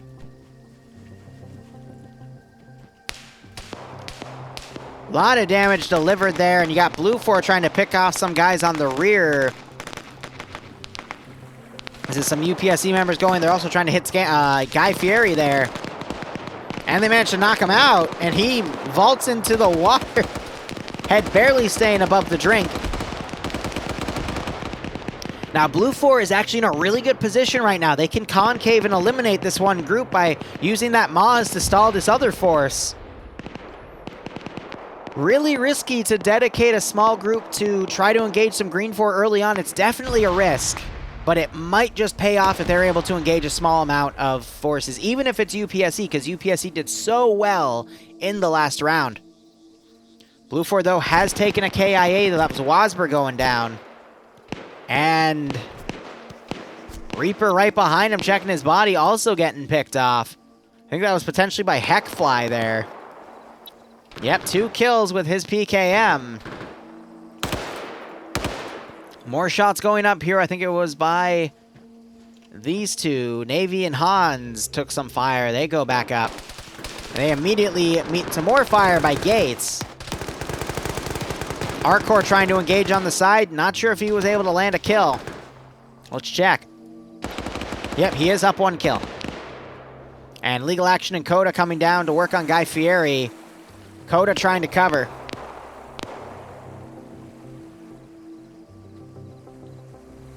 I don't know, trading some elements of Charlie 2 for this attack. They were able to take Flood out. Did he get killed by the mat weapon? No, he got picked off by somebody else. X-Ray, I would think. Nope, they've crossed. So that's a very long-range shot for whoever managed... where's Flood? Yeah. No, that's a crazy shot to make. They did some medical on Guy Fieri here. None of them are medics. So I think they just stabilized him. I think Hepfly might pick him up and they'll keep bringing him. And you got Delta 2 now trying to suppress Arcor's position. Gastel and Sholand returning fire. And you also have this Green 4 force coming up. Blue 4 only sending a few groups past the bridge, trying to make a defensive line here.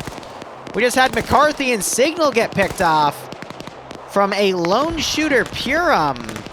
Getting a really nice top down on, but this is what I'm talking about. The 6.5s, I don't know what's wrong with them, but you are just able to engage people from such a crazy range with those guns. Their weapon sway is just minimal compared to other 5.56 platforms or 5.45 platforms, or even the MX. That CSAT gun, I swear, is powerful. All right, but otherwise, Green 4 is pushing up. They got the flag on the far northern side. Blue 4 is going to know that it's coming along this route. And we do have an explosive specialist here. Has Stark planted anything? Yes, he has. Oh, good man. Right on the edge, too. So he can just wait it out right here. I think he's trying to find a good spot to overwatch this one side. If you were to wait right here and watch forces come by, he could easily get a few kills because that satchel placement is perfect for him. But he just has to be patient. If they bait Green 4 to go on that bridge and they cook it off as soon as they see that flag that Az has, they're going to get quite a few kills with that. What's worrying me here is now we're having those Blue 4 elements pull around. Green 4, I think, is trying to flank around instead. Dylan, I think, just spotted someone and got a single headshot pick off there. On who, I don't know. Sholin coming up. Arcor being engaged. Dog4 also being shot at. Sholin getting knocked to his knees there. Throws. How did you manage that? Sholin, I guess, showing that he should have played baseball instead. And his grenade somehow went off into space. His second grenade manages to knock Heckfly.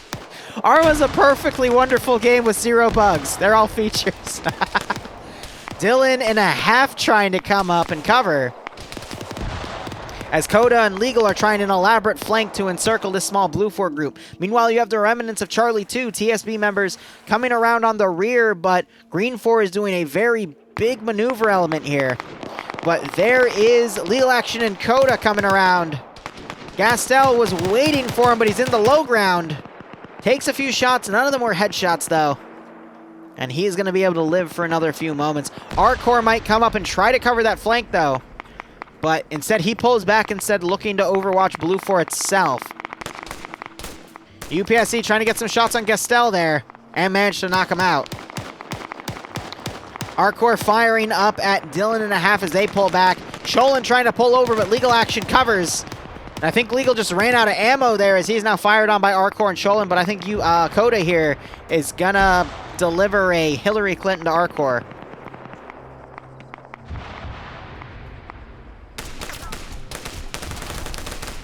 Well, he was able to turn around in time, so it wasn't officially a Hillary Clinton. I'm going to start saying that, man, from the previous round, the Hillary part. I love it. Hold on. Aim at the balls. Excuse me, aim at the stars. Ducking at the right time, not noticing that he's surrounded by Green 4. Hold on. Infidel now looking at him like, hey.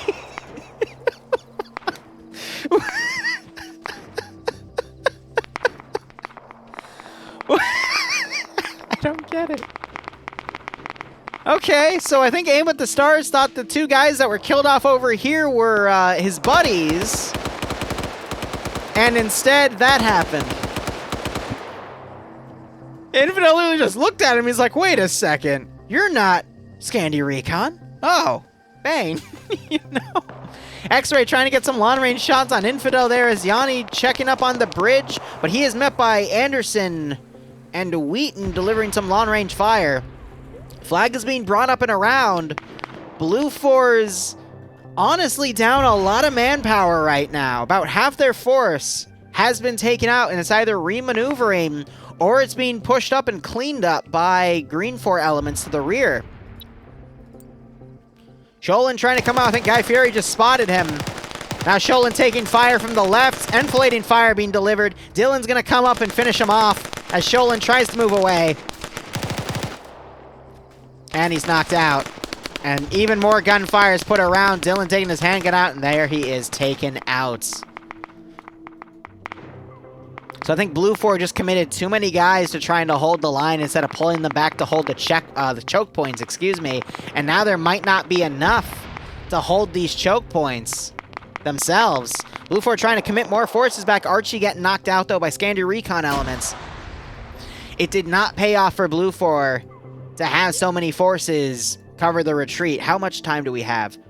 We're still at a little under 34 minutes.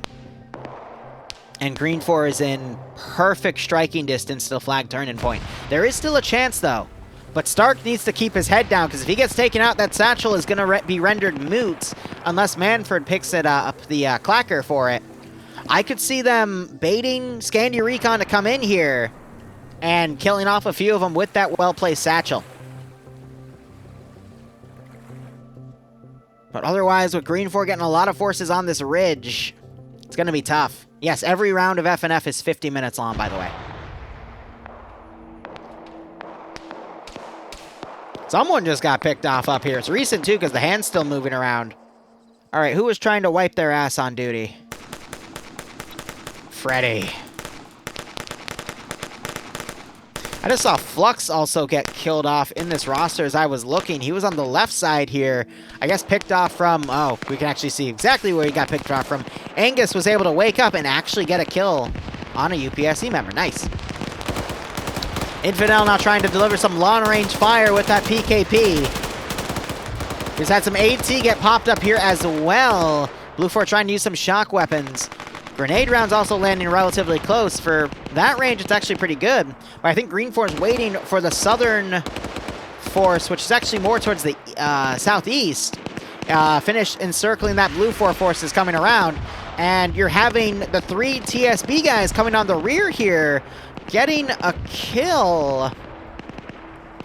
Is that one of their guys? Tommy Slaughter's dead. No. So that's a dead Blue 4 guy. So Yang just got shot in the back of the head. More 1RCC guys trying to push up on the rear. Maybe Yang will wake back up. But those 3 Blue 4 guys for TSB pushing up on the rear of Green 4 could do some significant damage. It's not the fact that they're TSB. Anyone on the rear line of a massive attack wave like this where everyone's focused forward could just do a lot of damage. Pick up an enemy gun, for example, confuse their audio PID, and get up on a nice elevated spot and start picking off people with headshots. People are going to think that because that sounds like a friendly gun, they're not going to turn around originally unless they see that their buddies are dropping right next to them.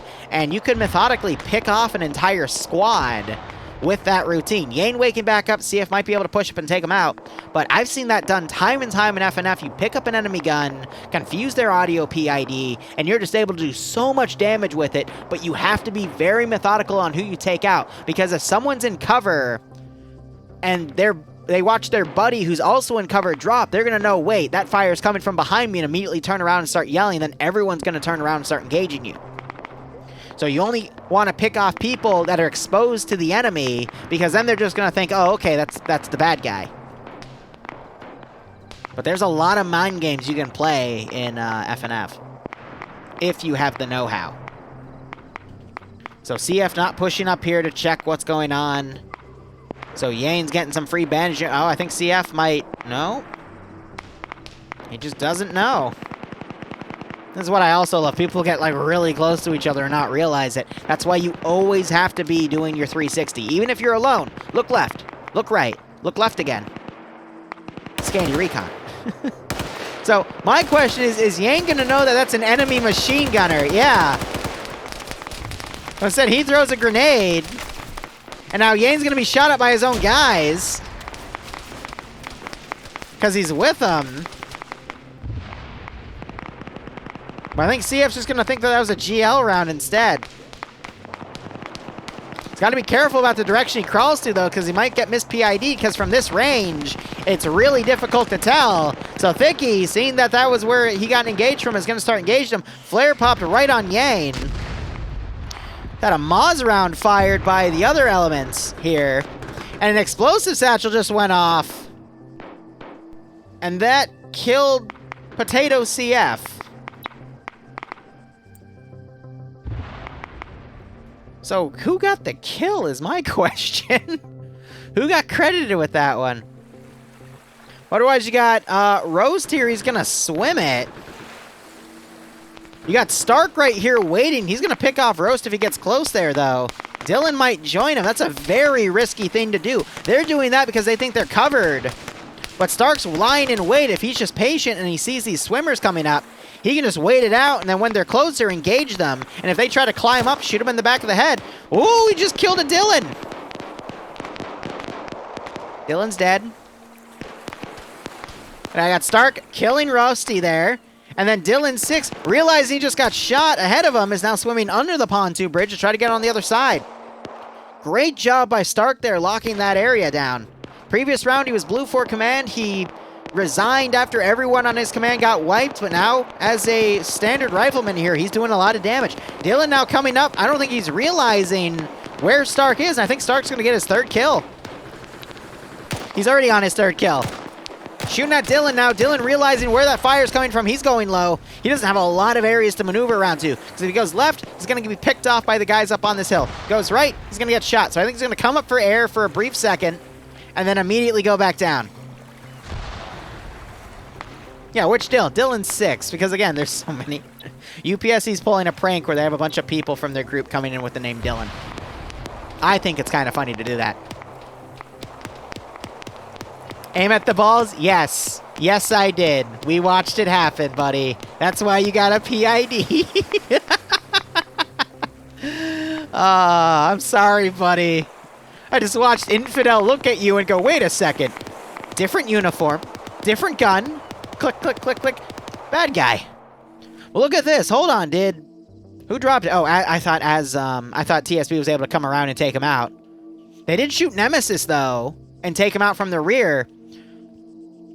He wakes back up, though, and Iander's now looking down in this direction to cover.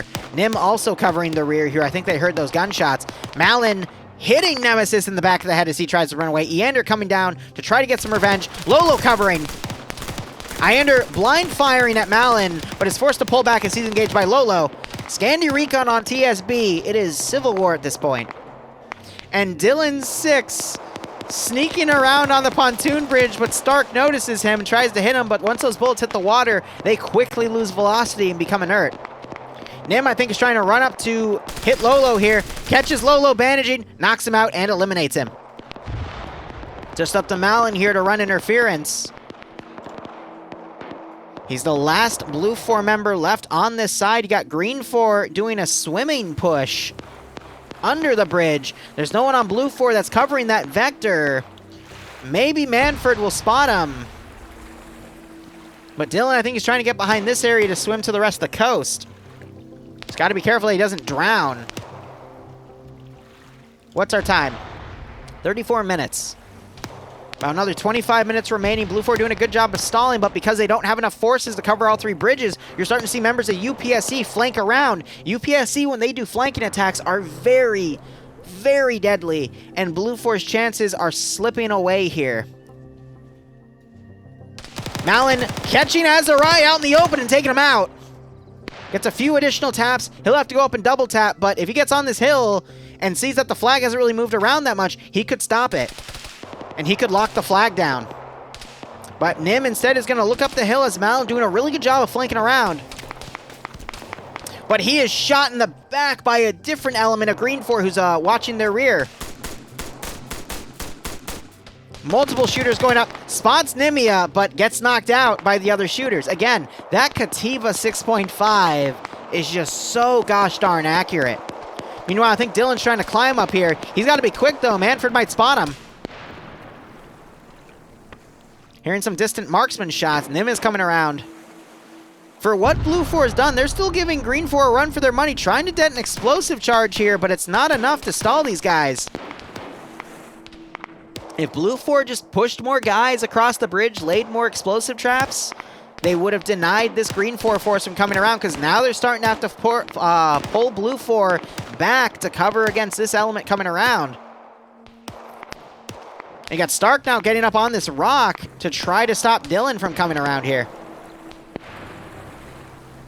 And Manfred, he's not looking in Dylan's direction. He just has this nice keyhole here.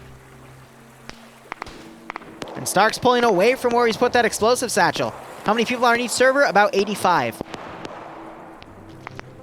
So there's about 170 people playing Armor right now, just across two servers.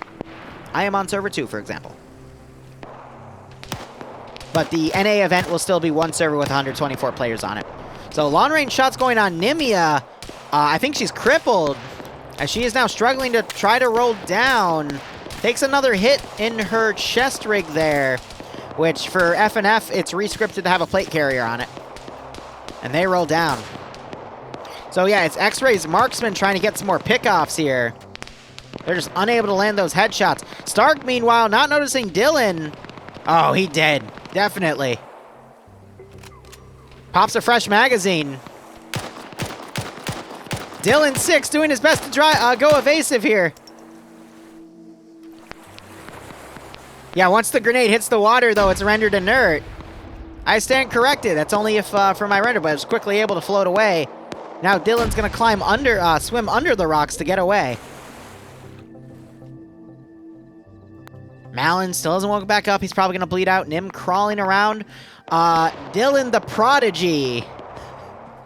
The Sacred Dylan. Realizing that Green 4 has an opening with UPSC coming around on this angle, he's probably going to run the flag on that area.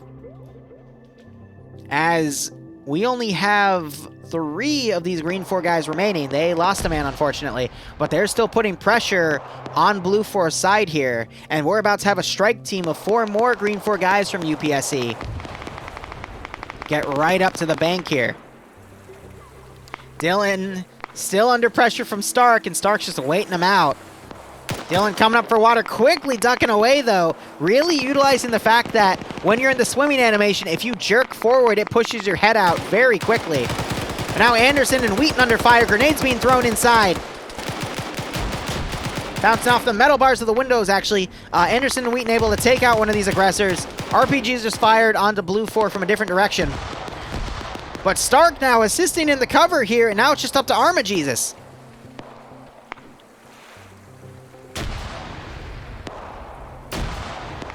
Just because I give a lot of attention to UPSC and Scandi Recon does not mean you should discredit the members of the 29th ID.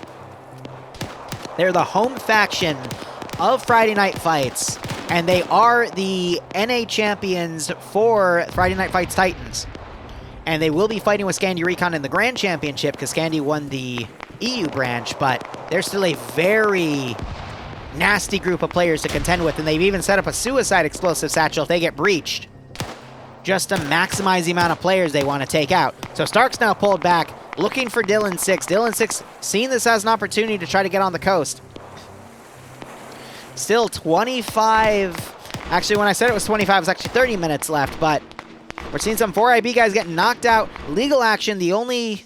Nope, he still has the other 2, but he's come down slope here, and he has knocked out 3 4IB guys. Dylan spotted, and he gets shot by Stark just as he gets close to the coast. Stark on his 5th kill now. He's going up to make sure he's dead. He's not going to be able to fire underwater, but he is just making sure, checking his body. What a Chad.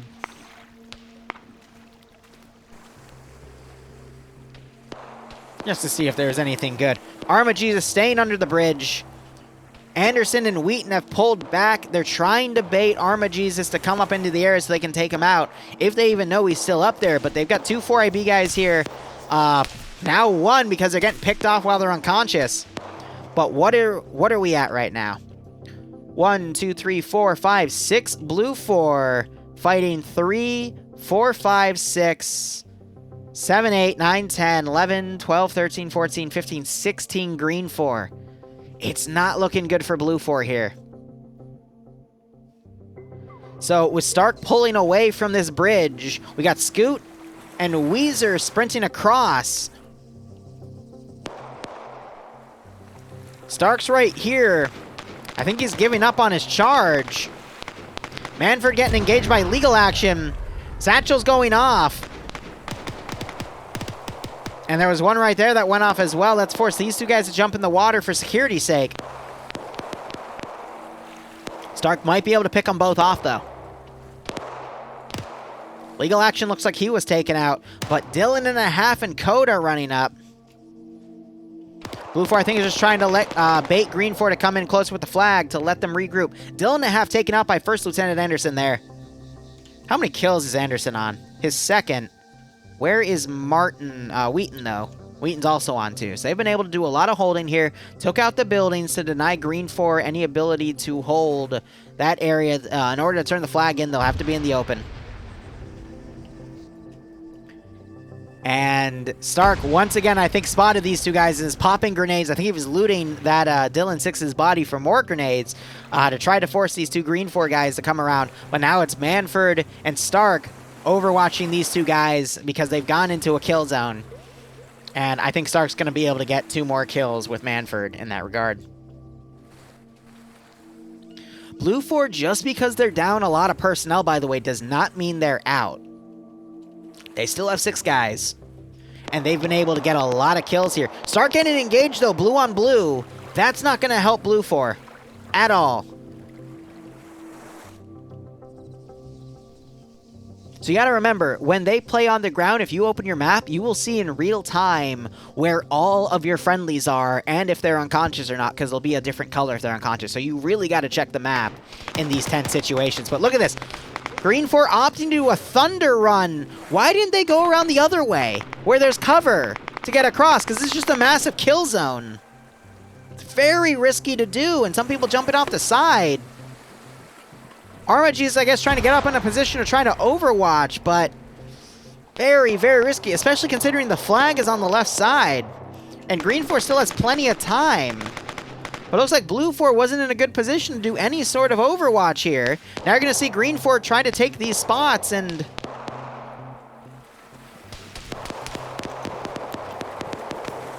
get shot at.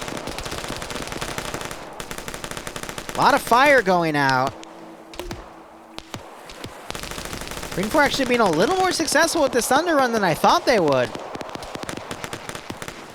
Stark still trying to lock down Scoot and Gamey. And Dylan the Prodigy.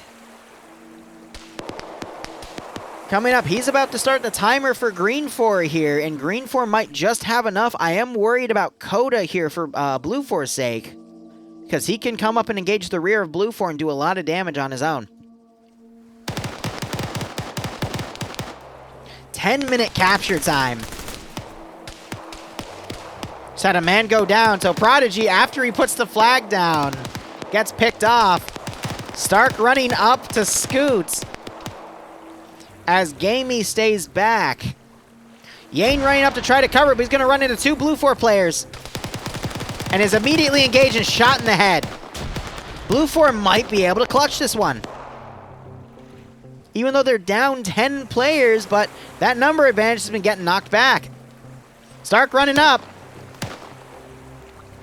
He is denying Scoot the ability to get on land. That's hilarious.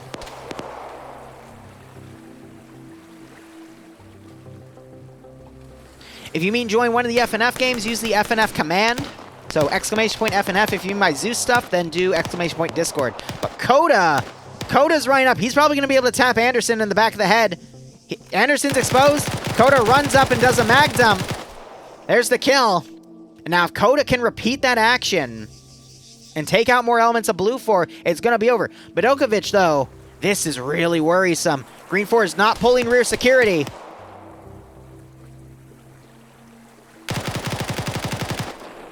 Dylan getting knocked out just as Bedokovic ran out of ammo.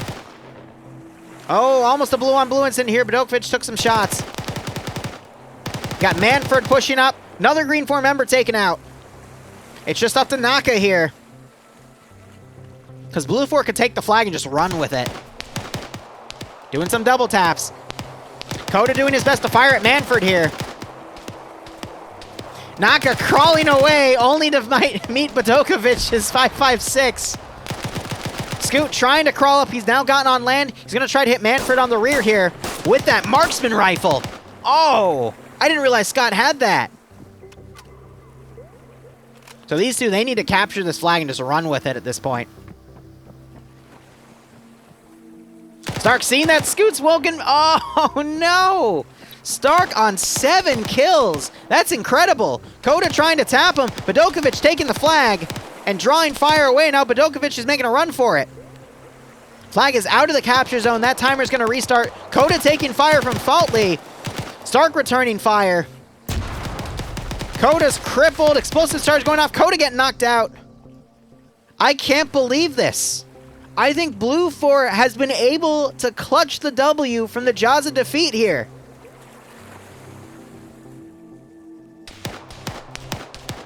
Coda getting double tapped. It's just up to Gamey, who swam back to his side of the shore, but Blue 4 only had 6 guys to Green 4 16. And I think that's GG. Green 4 had time, though, to maneuver over here. They should have coordinated with the flag guy, gotten everyone, and come around, and just done a massive assault and overpowered the defenses, but they panicked and instead did a thunder run to try to meet the flag bearer who was already going around. So there's just a break in communication there, and somehow Blue 4 has clutched this.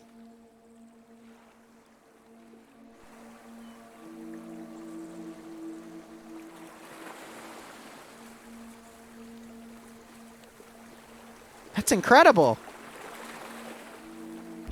Righto, Foxtrot. I'm glad you've been enjoying it. Start detonating the charge because there's nothing else to do at this point. As Gammy swims up. Gammy's on no kills, though, and has a medic kit. Carl Weezer Gaming. That's what it is. I can't do a Carl Weezer accent, but it's a play off of Jimmy Neutron. T5 Bay coming into the server, so is Clown, 2 other heavy hitters.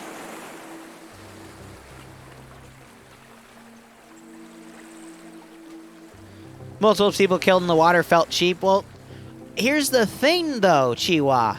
They didn't have to come this direction. They already pushed 4 guys across this bridge, and they knew it was safe. So why didn't Green 4 just reposition their force and come across this safe bridge? And then form a battle line and attack the remaining AO? I'll tell you why. It's because there's a massive breakdown in communication. And Aim at the Balls is mad because he, let me find his body. So he was up here. He didn't realize that his buddies were killed off back here. And Yanni, it was Infidel definitely, and I forget who else, were right next to him. I think it was Yanni. And then Infidel realized that Aim at the Balls was not Green 4. So he just mag dumped him in the back of the head with the PKP. I just realized that explosives actually blew up part of the bridge here. I think if Blue 4 knew that, they would have det the bridge early instead, but better to keep the satchels to use them later than wonder if the acid is set to invincible or not. That's okay, Foxtrot. It always goes on sale. But Aim, I might put that up as a highlight because that was pretty funny. I'm sorry, buddy, but it was too good. Maybe add some nice comedic music, too. And yes, FNF servers are funded off of their Patreon. There goes my rep. Don't worry, man.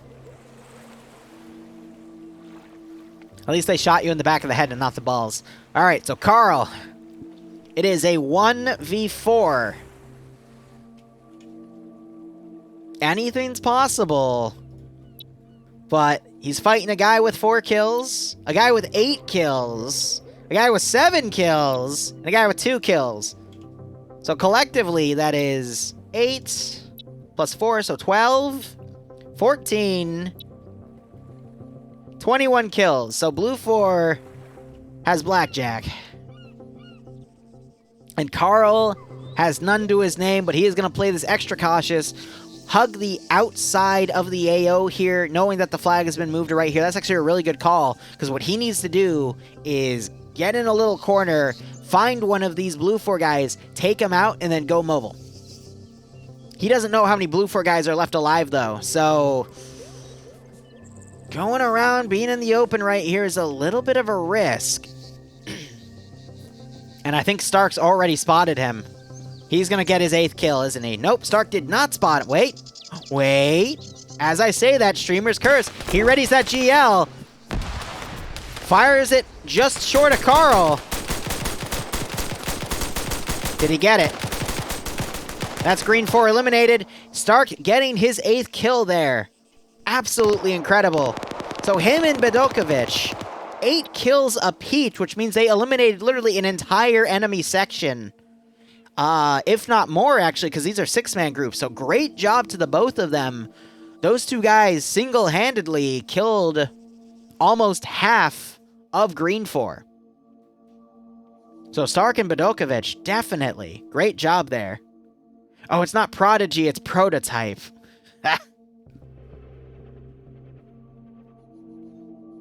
But it just goes to show you, even if you have Scandi Recon and UPSE on your side, it's not a guaranteed victory. You can still get your butt kicked because someone in the wings is ready to go. And they will take you out. Alright. Real quick, guys, I am going to do what I normally do in between rounds. Play a few ads, get the commands all changed up. And of course, if you're a subscriber, you won't get with 3 minutes worth of ads. And for those of you that don't like ads, I apologize, but I need to keep the roof above me and keep eating. Because if I don't, then I die, and then we don't have enough content to, or any content to give you guys. Woo! Alright, so this operation is going to be on by Strick. I hate this fucking map.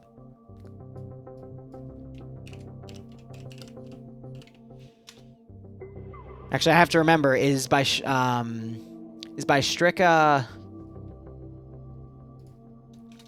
If I can spell it right. Is that the one by Cherno, or is that the one by Northwest Airfield? It's the Northwest Airfield AO that I freaking hate. Send in Goat Team 6 now. But if it's the Chernarus map with Electro, then that one's a bit better. But let's see. It's going to be a rush attack between... Okay, Green 4 is defending, so Op 4 is attacking. 15% numbers advantage. 2 BTRs versus 2 off-road HMGs. Ooh. Neckelfox, thanks for gifting out a gift sub, and it goes to Mr. Provisional. I hope you both keep enjoying the operations, and I hope you get a kick out of this scenario. Scandy, I guess, is teasing me here by taking all the spectator slots. But let's go ahead and get this all written up here in the mission command. Alright, this is round 3, and the NA branch will be at 8 p.m. EST.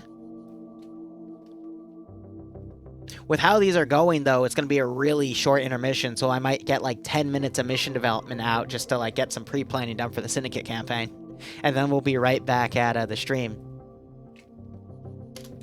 For this round, 4 is Rush.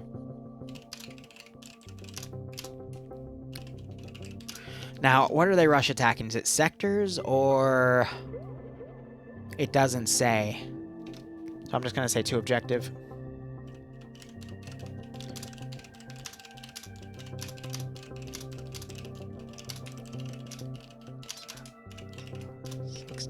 Up.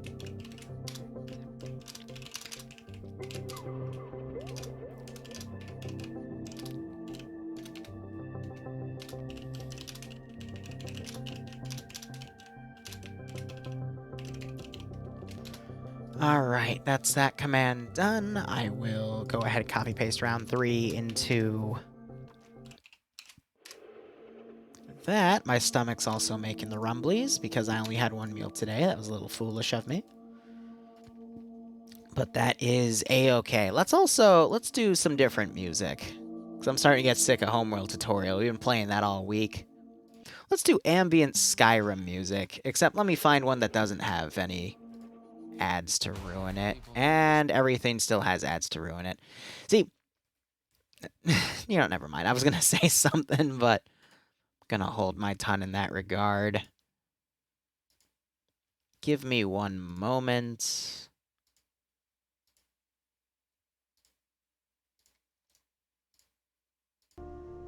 There we go. Just some dynamic Skyrim music. Easy. Alright, so the BTR-70 I'm concerned about because we already saw the mods used against a BTR, and specifically the 70 model, and it was just able to eat rounds. So it's usually the Hueys and the BTR-70s with an RHS are just really wonky, but we'll see how things go with that. Yeah, so if you want the FNF Discord, use the FNF command. If you want my Discord, use the Discord command. It's supposed to make sense. But here, some calm forest music here from Skyrim. That should be good enough, right? I sometimes stream with Skyrim music.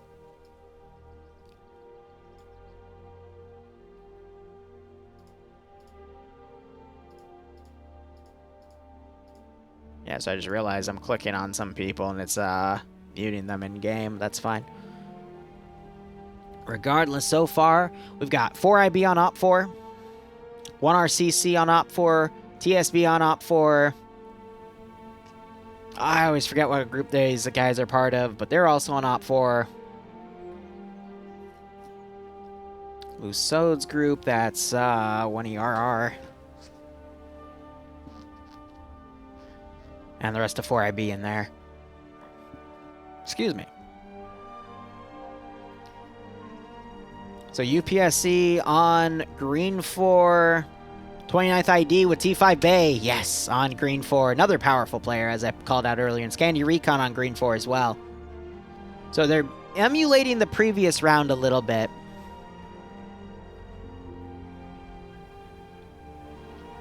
And keeping the factions the same, I guess, to help settle the score here. But I'm going to be right back one moment. I'm just going to go refill my water glass.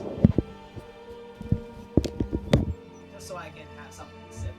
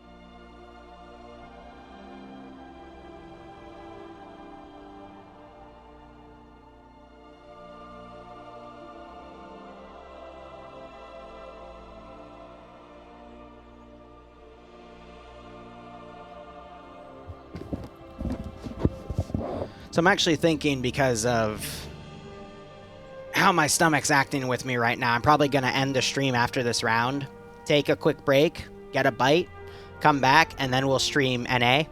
And then after NA concludes, then we'll stream mission development. That way I don't have to jump between mod sets real quick. But that's so my my stomach isn't making any loud growling noises while I stream the NA branch, because that would be a little annoying. But let's see, 15% numbers advantage on 70 players would be, I mean, 7, no. What would be the inverse? Yeah, no, it would be about 7 players out of 70, because that's 10%, so 7 plus half of 7 is about 10.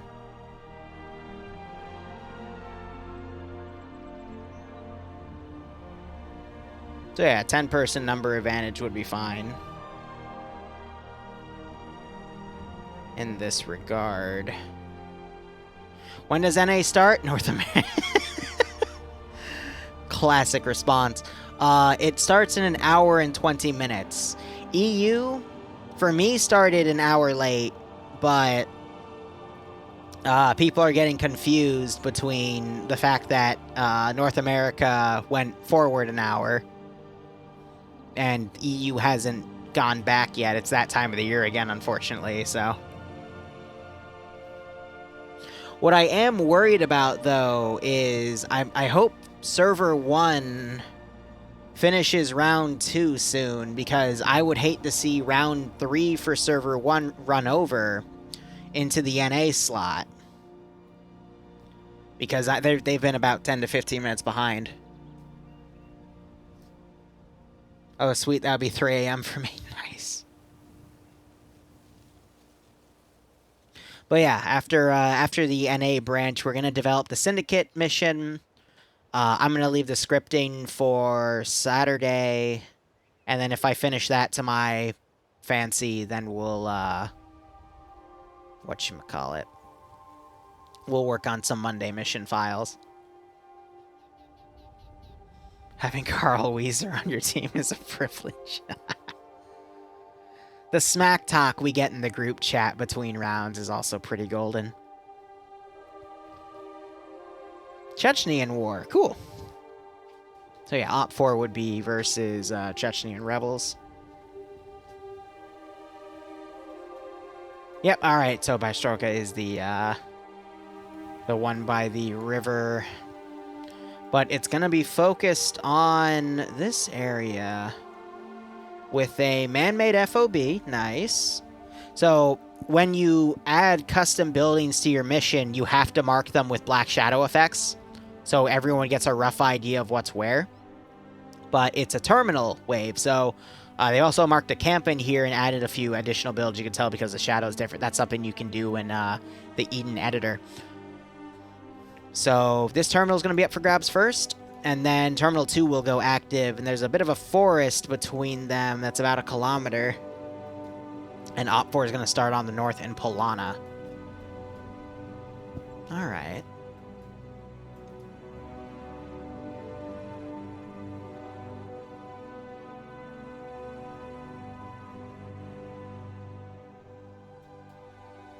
I don't know, Op 4 strategy from the get-go, they can just drive down, dismount in these forests, use them to get in the town here at, Shakova. Did I pronounce that right?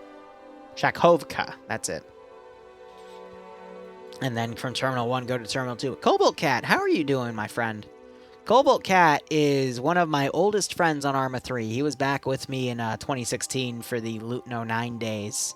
How are you doing, my man? It's been a hot second. Feel free to hit us up, though. I know Bloodwing would always want to play a game of duck game with you, because she always kicks my ass, and she always gets bored of me. In that regard. Otherwise, round has started. Yeah, way back, right? It's literally 5 years ago. Crazy how that all works out. But here we got Op 4 loaded in. BTR 60 compared to BTR 70. BTR 70, just...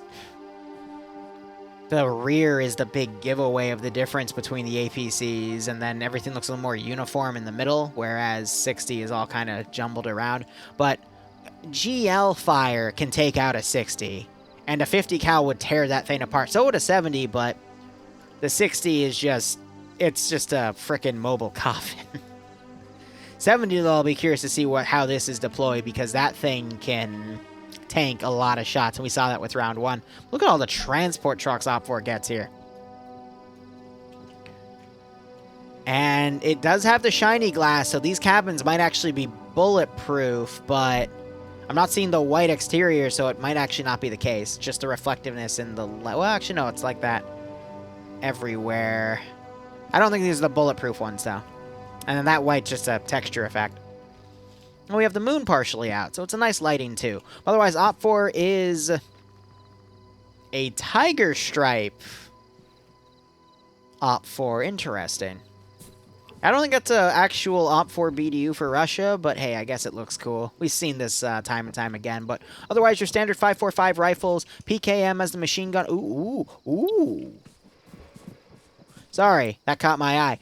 I'll get back to that in a second. Standard 5.45 rifles, PKM as the machine gun. PKP would be your MAT team weapon if we were to look at Charlie 1.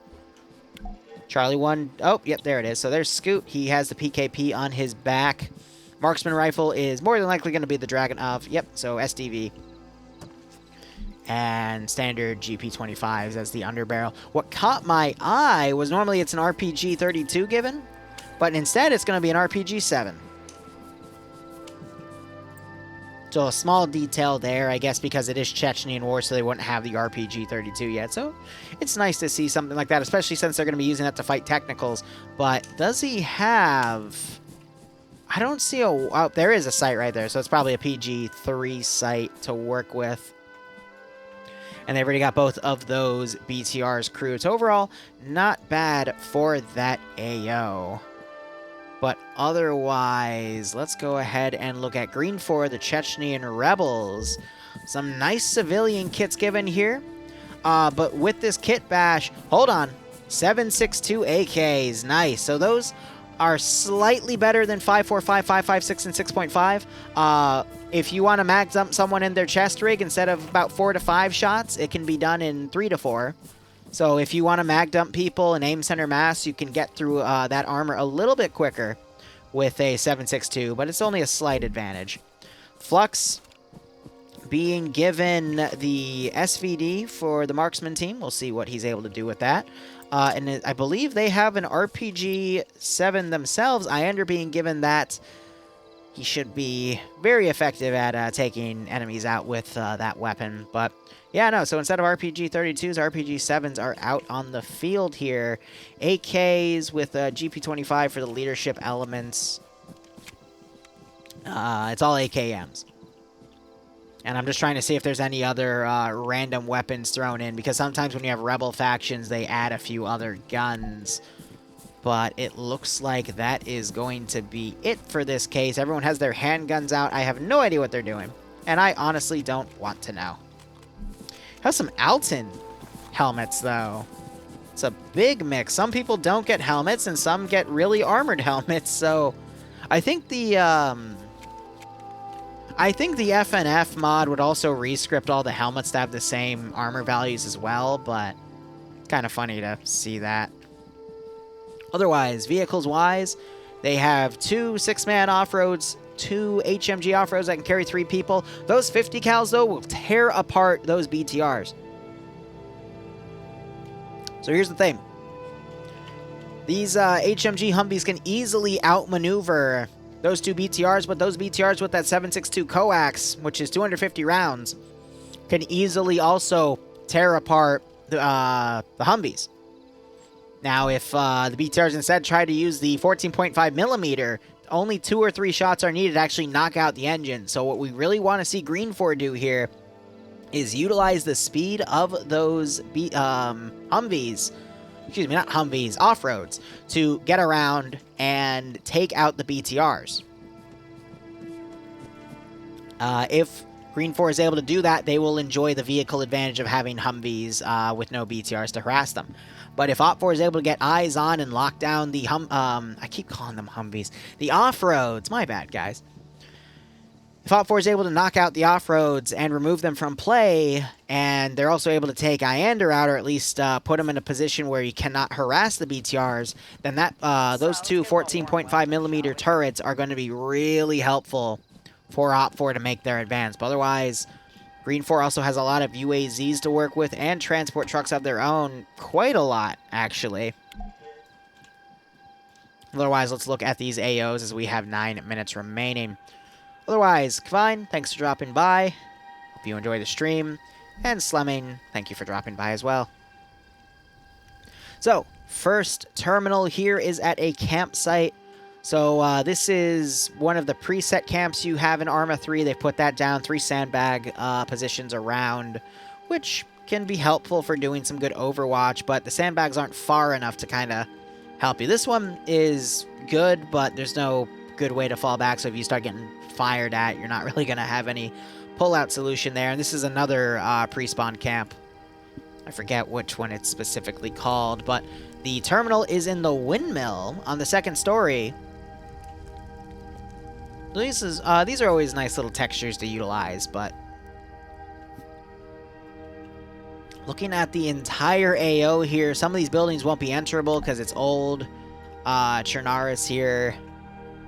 And then considering Op4's ability to, they can just grab all these vehicles, move down here, dismount right here, follow the forest, and be right on top of the objective. They can also send forces aside, get on these forests, and come on the low ground. This AO can easily get encircled. So I would not be surprised if we started seeing Green4 mount up, getting into the objectives, and using their fortified tools to make some nice perimeters here. Because if they don't, they're going to be in a lot of trouble. Oh, we also have some smoking out areas over here. It looks like a bit of a checkpoint that has been blown up with some sort of car bomb. Interesting. I like those little details, though. I'm trying to look around to see if there's any more positions that catch my eye, but I don't see it. But let's go ahead and look at Terminal 2. Terminal 2 is on a nice hill in a bunker position. This I like. Because even if you're in a forest, if you can make a good 360 perimeter up here with the 30 to 40 guys you have, you could easily hold this area out. And that would force these BTRs to stay in the low ground, and in the high ground where they'd be able to do overwatch is either super far off and can get picked off by the AT, or it's blocked off by thick tree line. So this is a very good AO to hold from. The question is Green 4 gonna identify this and utilize it? But if I was in Green 4 shoes and I did proper scouting out of my areas, I would probably put a small defensive group in this AO and a medium defensive group in this AO, but have these guys ready to go if they need to. And then I would dedicate those Humvee, I keep calling them Humvees, freaking off-road technicals to finding the BTRs and eliminating them, and I'd give them full jurisdiction to move around. They'd probably want to start off right here, have one go one way, one go the other, and then if they find those BTRs, just start suppressing the heck out of them. Or even better, if they find a transport truck filled with infantry, same thing. But if those two M2 technicals can do any sort of damage to not just the BTRs, but any transport Vics that are going into the AO, they're going to pretty much give Green 4 an early on advantage that if Green 4 can just, play even trades with the PvP, win this round. But we'll have to see. But HMG technicals or any with this size of AO, and with the fact that they're given BTRs which don't go well on hills, so they're going to stay on the roads, it's really easy to predict where those BTRs are going to go. And if you're given multiple fast-moving HMG Vics to go hunt them down, you almost always want to commit them to that role. Because the only time... Now, let me backpedal when I say that. The best way to utilize any technical is to make sure it's kept mobile. And honestly just used against vehicle targets, because it's harder to hit infantry when you're driving around like crazy and you can't stabilize your gun platform, but hitting a BTR and mag dumping it, that's a no-brainer. All you have to do is basically hit where the gun is, disable the gun, and then you have free reign. How you do that is you either shoot for the turret or you shoot below the turret where the person is, you kill him, and you're good. But I'll be really curious to see where those two technicals are sent. Because if they're used on defensive duty, that's a waste.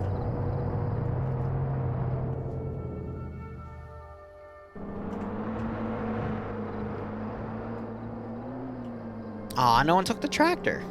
That's the best vehicle. Alright, so they have already been taken. I'm just trying to see where they've been deployed at this point. Alright, so there's one right there.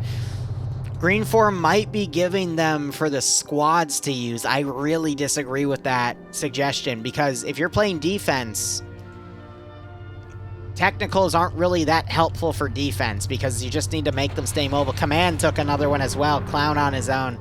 I don't agree with that. Technicals in this case are best used as a shock weapon, because using them as just a mobile 50 platform, when there's AT involved and a single AT shot's gonna blow up the entire vehicle and thus the weapon platform, it's a risk. I think it would be better using them offensively, but we'll see. Maybe it'll change. There's no downside of letting one objective go, but with two objectives, sorry for that, two objectives in play here, I think it would be worth at least putting like an explosive satchel on this one. Or a small group just to hold out for a few more minutes. And then definitely utilizing the fact that Terminal 2 has such really good Overwatch. But Green 4 is actually... Oh my gosh. No. Look at how their forces are deployed. They're not going to the terminals. They're all lining up on the roads. And they're going to push out in various directions. They're going to try to catch Op 4 mobile and set up ambushes to engage them. But they're going to commit their entire force to it so they can cover all the directions.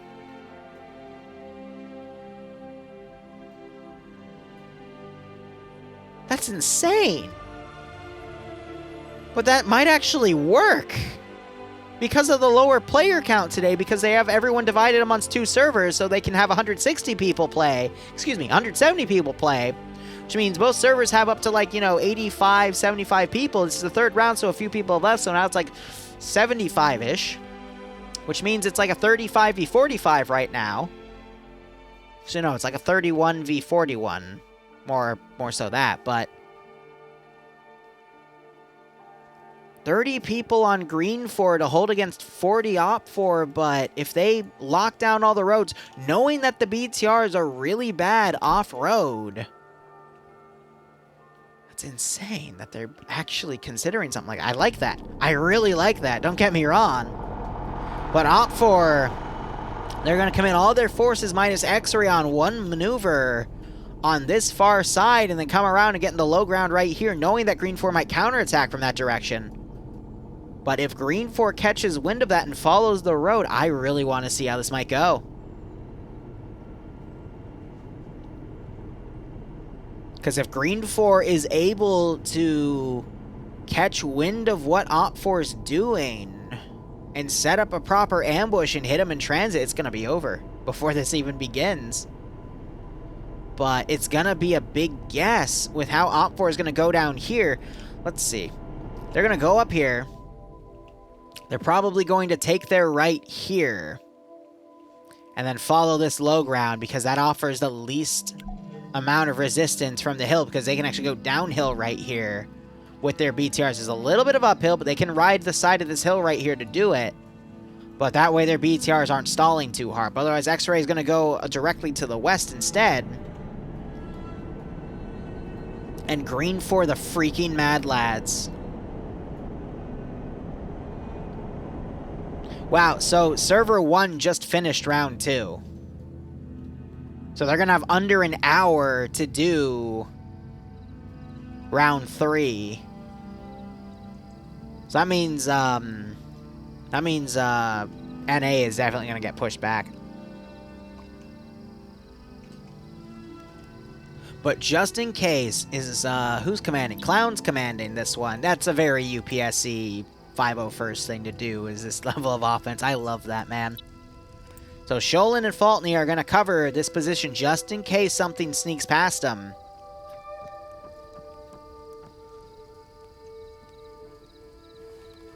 But green 4 is committing everything around. X-Ray's been able to sneak by. But look at this massive spread of vehicles to cover everything. And as soon as they catch wind, they're going to have a vehicle. They're going to have other elements start to come around.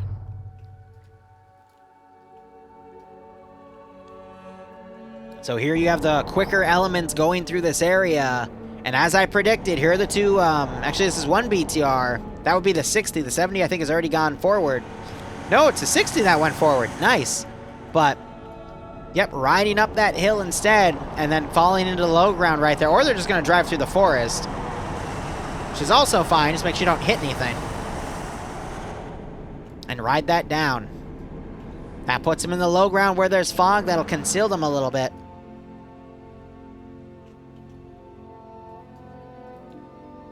Green 4 with a really good strategy, but Op 4 with a really safe strategy. And in this case, the safetiness has paid off.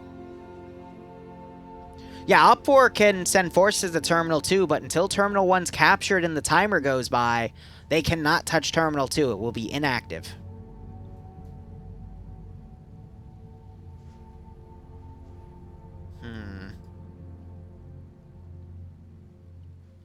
One of the things that I really miss on these PvPs, and I hoped that since there are established units I will be able to see, is some real-life tactics.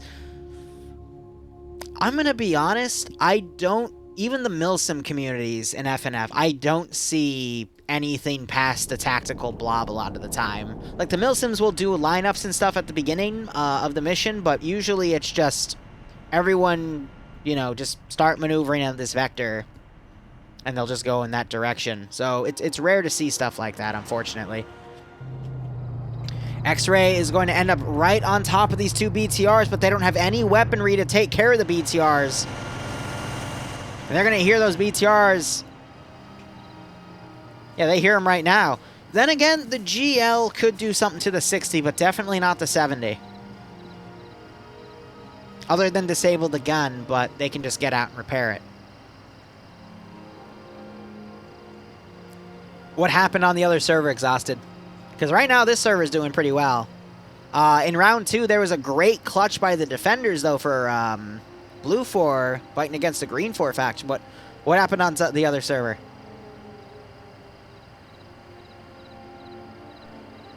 Next checkpoint RP is not going to be till August. It's going to be far off.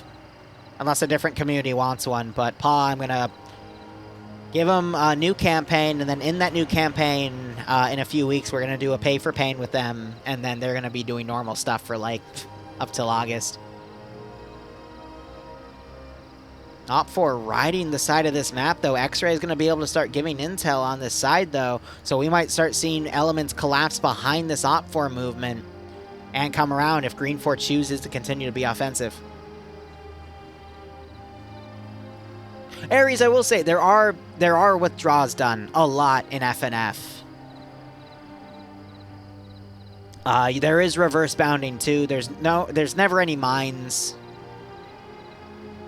Actually, no, that's a lie. There are neutral minefields that are sometimes in the AO. There was one a few weeks ago in the 3rd round, and it was pretty funny. People would run into them and get blown up.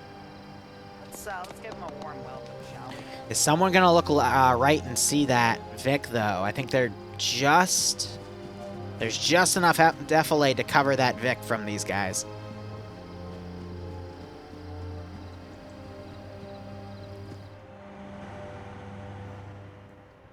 One of those BTRs is now going on the low ground here. Who was that? Wasber was folding in. He didn't see it, though.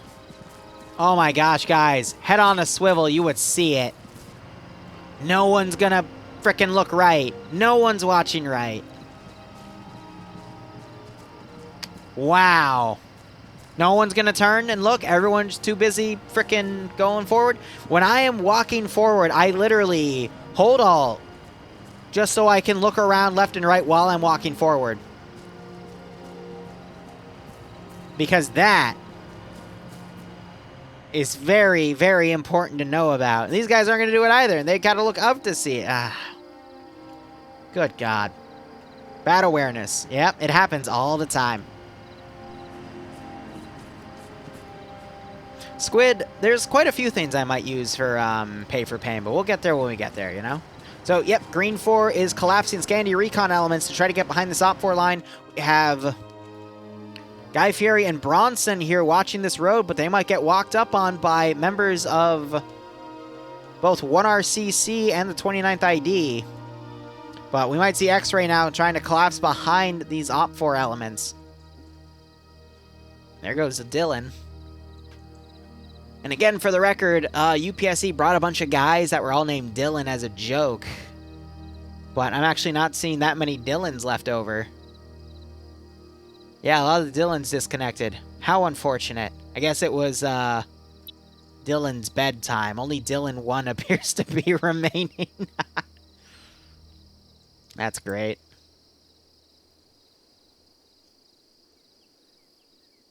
That or it was Vonk, Money, and Signal that had those names. And Schult probably. They all changed from Dylan to their actual names.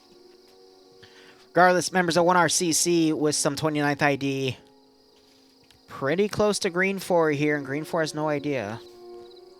But I think they're going to go a little more to the south and continue to cover the northern side of Op 4's advance here because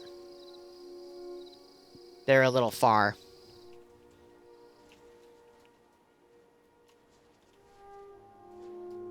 Alright, now we gotta wait to see where Green 4 remaneuvers some of these forces moving. There's also a techie moving over here. That's Command himself going around.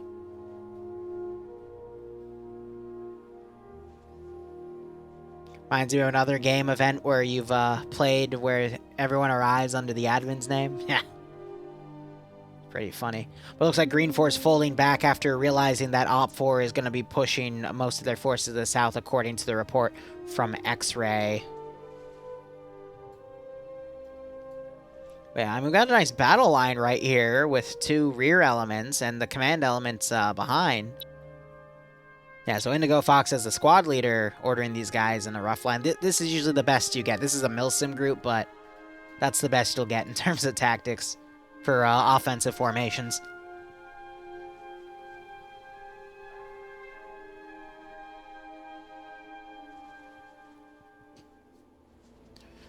Well, Ares, the fact of the matter is FNF is not really like a serious PvP thing. This is just for people to have fun, you know?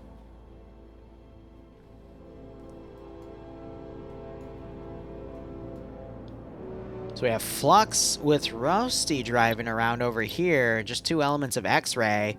They gotta be careful not to drive out of bounds, because if they stay out of bounds for 10 seconds, they die. I think they're gonna meet up with the other elements of Green 4 X-Ray and try to get up, excuse me, the rear of those elements. And you're gonna start seeing some of these groups collapse up to the terminal as they report the other terminal getting under attack. Oh, that is ballsy. If Green 4 can set up in this tree line and engage this massive Op 4 group in an open field, that's going to be a slaughter. A little bit of a campsite up here, a few benches, chopped off tree.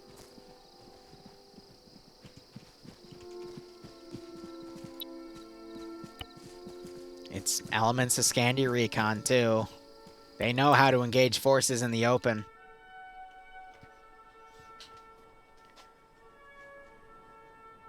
You found me on iFunny? What?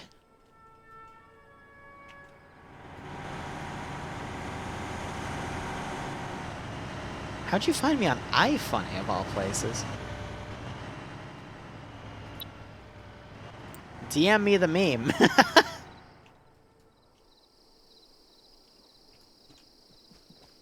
Dang, now I'm curious, but look at this battle line for Op 4 going by. Even if Scandi engages from here in this open group, we're just going to see these Op 4 elements pull south and eliminate everyone. But they, oh wow, they even have T5 Bay with them. A lot of heavy hitters up here. It's more Green 4 guys just setting up a rear here. But, let's see. Op 4 realizing they don't want to keep going through the opener, instead going to go into this tree line. I bet you first contact's going to be up here. Op 4's not going to send anyone to check that hill from their northern groups. But after contact begins, they're going to see these groups fold, and they're going to pinch off this group. But it just becomes a matter of how many kills can Scandi Recon get before things happen. So Op 4 opens up first on Infidel.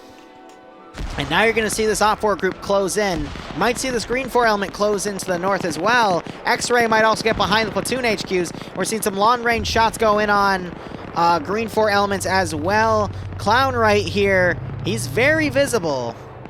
Those BTRs could pick him off. But Op 4 already losing some manpower here as they get up to the beginning of the tree line.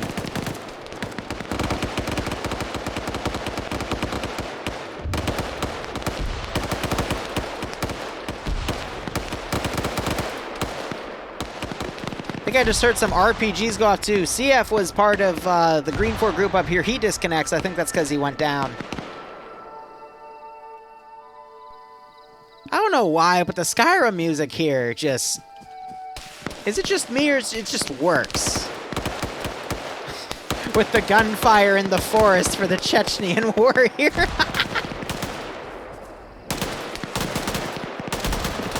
Line fire here by Azariah. He's got to make sure he doesn't go too far left, otherwise he'll run into Nimia shots.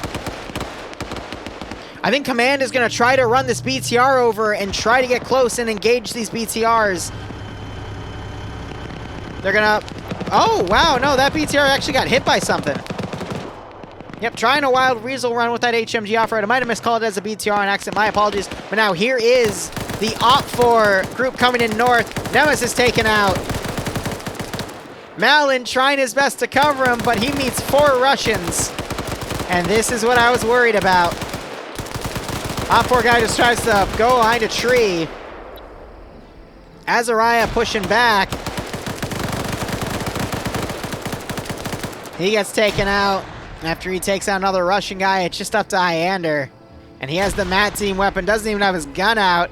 He's literally running back, and he's gonna get shot. He's crippled now. Goes prone. Tries to crawl away. Navy executes him, and there goes Scandi Recon, not getting the kills it needed there. That's the entirety of a squad taken out, with only a few Op 4 kills taken. That's a very big blow. The crawl of shame.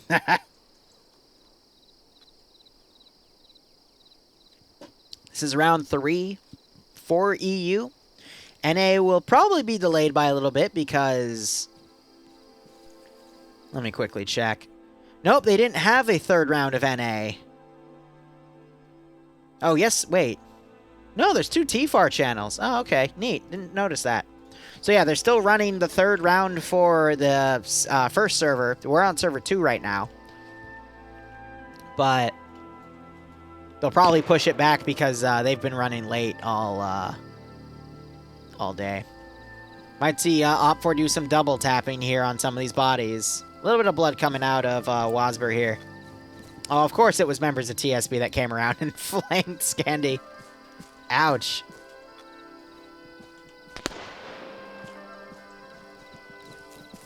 Yeah, so handguns being pulled out to double tap bodies.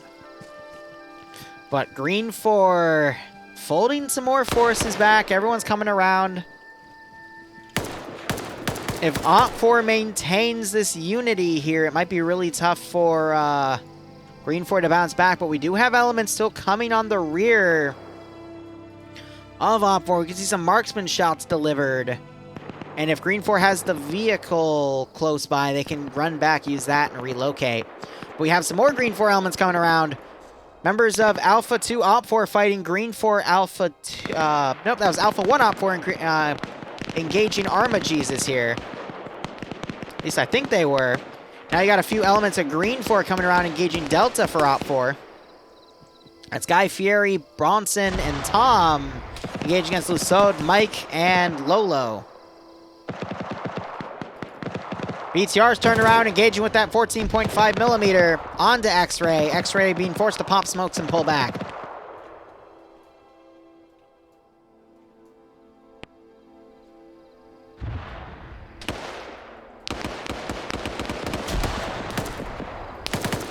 Novix has come up, but he is getting pushed. Switching to his handgun as Navy does a quick reload. Navy's now gonna run up.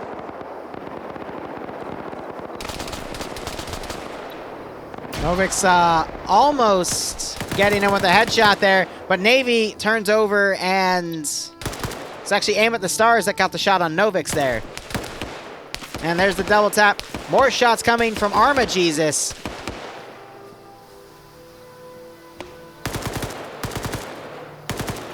Arma Jesus doing his best to maneuver around. He is alone. Hold up. Who is that? I just had him. That was Guy Fieri coming up, getting Hillary Clinton on Navy there. Op4 hasn't realized it, though, because of how similar these guns sound. Guy Fieri sending a second person to Flavortown. Doing a quick reload here. These guns sound so similar. 5.56 and 5.4. Excuse me. 7.62 and 5.45. Guy Fieri on a third kill. Green 4 sending a few units to keep covering this retreat. He's going to see that one guy. Knocks him out. Guy Fieri on his fourth kill. And Op4's pushing a lot of their forces away from this firefight, I guess, to regroup. Maybe because of X-Ray. Guy Fieri on 4 kills now. Definitely on fire. Let's see if they can keep up the pressure here and stall out more Op4. So, a few more Green 4 elements trying to make sure Scandi Recon wasn't lost in vain there. But where are they going to go from here? Because they still have a lot of Op4 guys to deal with. Green 4, meanwhile, regrouping on certain areas here, make sure the terminals are covered. And we do have Op4 X-Ray still to worry about coming from that northwestern flank. 2 Op4 guys. It is Scoot and Yane looking at each other, trying to wonder what happened while their Op 4 guys are up on that hill.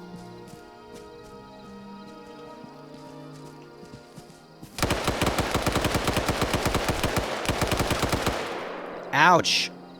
Who was that? That was Scoot with the PKM dropped by Tom there. And he is being supported by Guy Fieri. Guy Fieri, I think, got a 5th kill there. Or did Tom take it? Nope, Tom got it. Alright, so that's Yang going down as well. More Op 4 coming up. But we also have Arma Jesus over here on no kills yet, but he is eager to get his first. Gotta be careful, though, because Lolo's over here, but Lolo's AFK. If Lolo wasn't AFK, he would have get a free kill on Arma Jesus there. Oh, Lolo. It's okay. I'm sure whatever IRL is going on is more important than a video game. Arma Jesus. Oh, these guys are moving up slow. There's Jesus' first kill. Everyone immediately turns. There's the Mac team gunner right there. Trying to give some fire on Arma Jesus and gets taken out because he's not able to adjust. Grenades being thrown on this position. That is Tom.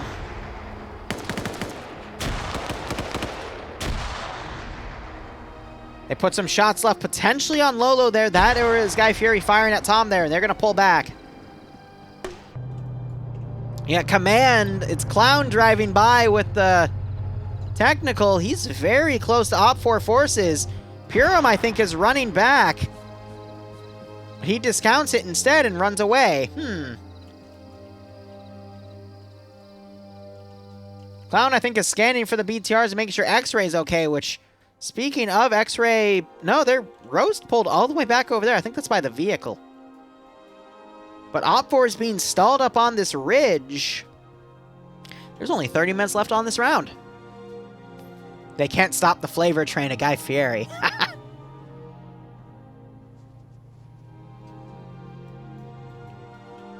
Both BTRs are still active. They got the 60 repaired. Actually, no, it's a 70 that got hit. And they hit the rock, and they're going to drive forward. Hopefully they don't get stuck. Cool. So both BTRs are still operable here. And all of their crews are still alive.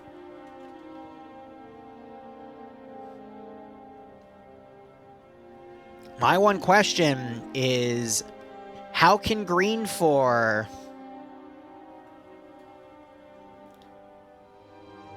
continue to lower, not lower, but stop Op 4's momentum here and keep them in this tree line and keep draining the clock and still have Guy Fieri and Tom collect more than 6 kills?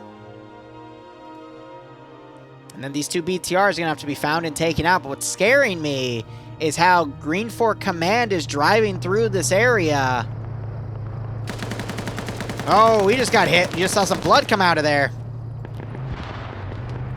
He just hit some trees. He got Alpha looking at him and getting the kill.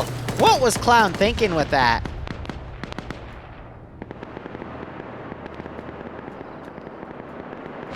We got an HMG firing down on Alpha 1's position. That would be the other technical.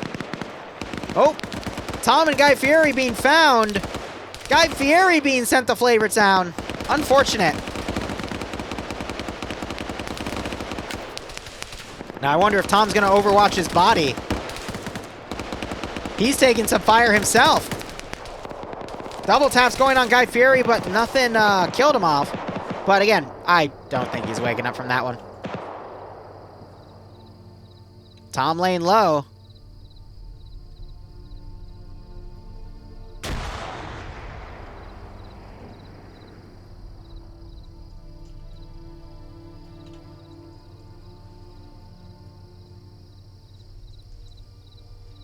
I don't know, guys. Still anyone's game, in my opinion, but Tom needs to make a power play here to lean it into Green 4's favor again. It's looking at the roster. It's looking pretty light for Green 4. Meanwhile, Op 4 looking a little heavy.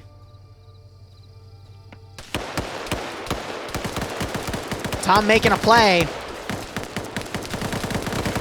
Now he's making a run for it. He gets crippled as he tries to get away. Oh, and he gets dropped through the tree. how unfortunate. Don't get me wrong, Guy Fieri and Tom, still 6 kills between them. Really good job. But Scandy got encircled and eliminated, and now with these 2 BTRs still here, maybe this technical can be used against them, but... Oh, BTR spots him. 50 cal going forward, though. Ooh, did you see that blood splatter? That was the gunner getting hit. Driver's also dead. Wow, both of them got hit by that. Great play by that technical. Both of them taking out top-down shots, because again, armor is thinnest on the top side of any armored vehicle, as a rule of thumb. And then that technical riding off into the sunset right here with that free BTR kill on the 70, mind you. The 60, which most GLs can easily penetrate, not going to be as much of a threat, but you have Green 4 pulling back, abandoning Terminal 1. Are there any explosive traps placed?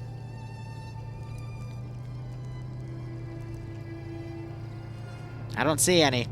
So Green 4 is going to go for the hill instead and get harassed by Op 4 X-Ray. So Green 4 X-Ray on the rear of Op 4, but I don't know. BTR driving like a bat out of hell down here, because they're going to have someone go in and grab the terminal. I thought they were trying to follow the technical. Yeah, they see the explosive satchel and immediately pull away. They're going to probably wait for an engineer to come up to tap it instead. Is Stark trying to use a grenade to blow the... BTR's confused. Oh, the BTR rammed a frickin'... Don't ram barbed wire, you goober! Yeah, the BTR panicked after losing its wheels and tried to kill the guy it dismounted. So great play on Stark, by the way, for using a grenade to blow up a satchel. I didn't know you could do that. Now we do. But that BTR is screwed because you can't repair the wheels. You have to have spare wheels, and they only have one single spare wheel. That's why you don't run into freaking barbed wire, because it's going to screw your wheels up. So Stark's like, hey, buddy. Shorrock's replying, hey, Stark. Stark's like, what do we learn? Here, I'm gonna fix your wheel up, buddy, okay? It's gonna be all better. Looks like the other BTR got recrewed by other members. Probably doesn't want to be near that terminal because it'll eventually blow up. Look at that. They got one spare wheel. Excellent. Isn't that great? It didn't help.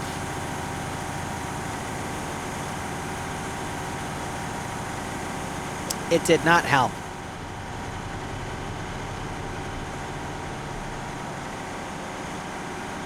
$30 minutes. Actually, no, 25 minutes.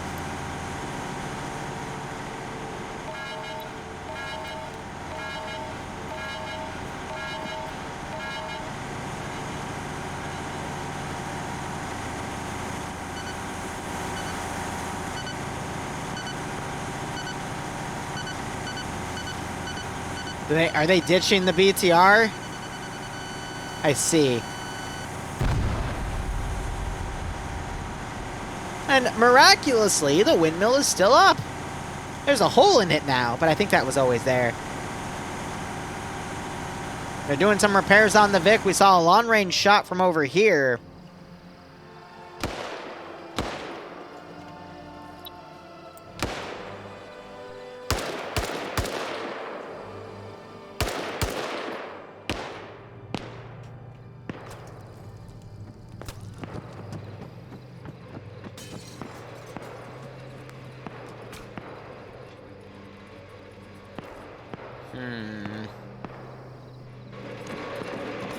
So this BTR, it has the light in the middle, so it might not actually have an angle on that guy.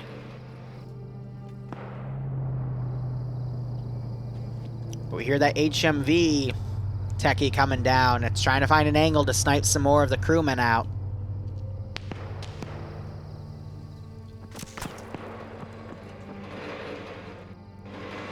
Yeah, I don't know why they didn't just drive the BTR back instead, but, you know. Ooh. No! No, they hit the tire! Not the one tire.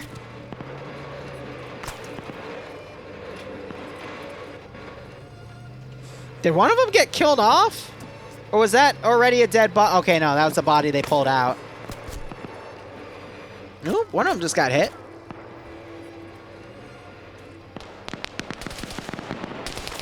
There's the HMG firing.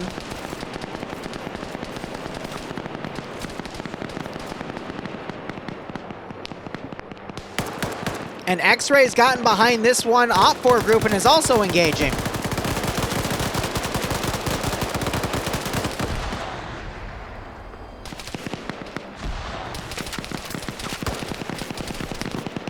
Oh, and there goes some elements of Green 4 X-Ray. It's up to Dylan and Frost. Was that their marksman? No, so Flux is all the way up there, not at a position to support. These guys also took AT fire.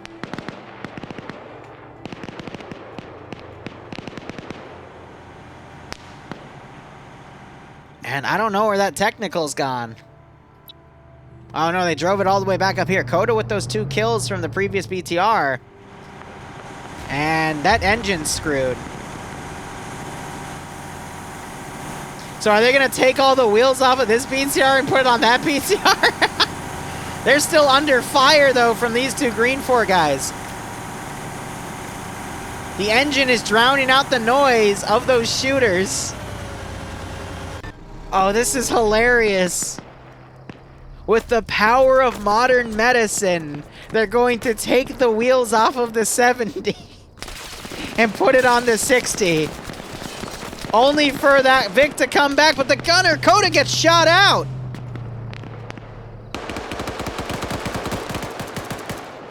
And another guy that was pushing up also getting taken out.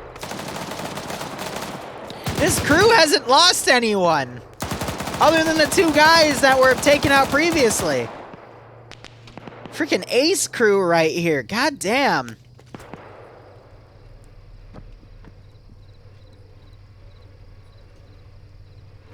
Otherwise, the wheel transplant will continue. Less than 20 minutes remaining on the round. Flux was taken out. He's disconnected. It's just up to Roast. UPSC and Scandia Recon falling on their face these past 2 rounds. 4IB's been getting their revenge, especially after what happened round 1. Feel like I'm watching Fury as a Russian BTR crew repairs their only chance at survival. Meanwhile, you have Op4 X-Ray up here. I just saw some lights flash off. They're firing on each other on that second objective. Roast getting in a 1v1 right here and winning that fight. That was his 2nd kill. And he's continuing to do some rear harassment. The only person between him and the rest of the group is Mike, who is the PKP gunner in Delta 1. So that means he picked up Charlie 1's MG. Because Delta is normally just a rifle squad. So he would have a PKM, but he clearly picked that up from someone else. Someone check under the BTR for Shia LaBeouf. So you got Op4 now trying to find where those 2 Green 4 shooters are and return fire. Because Green 4 is trying to stop this BTR from being made. Roast now pulling south as Mike is looking around for him. With 18 minutes left, I can see Op4 getting up there and getting what they need. BTR panic firing with that 250 round box of 7.62.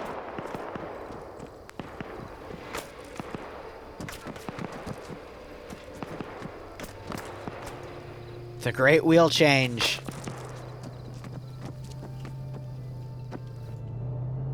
Oh, and they stole Clown's technical, and they're now using that. I hope they don't get blue on blue.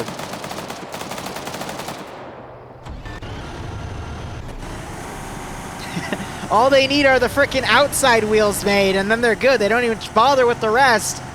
And they're back in action. The wheel transplant was a resounding success. Only for them to get lost.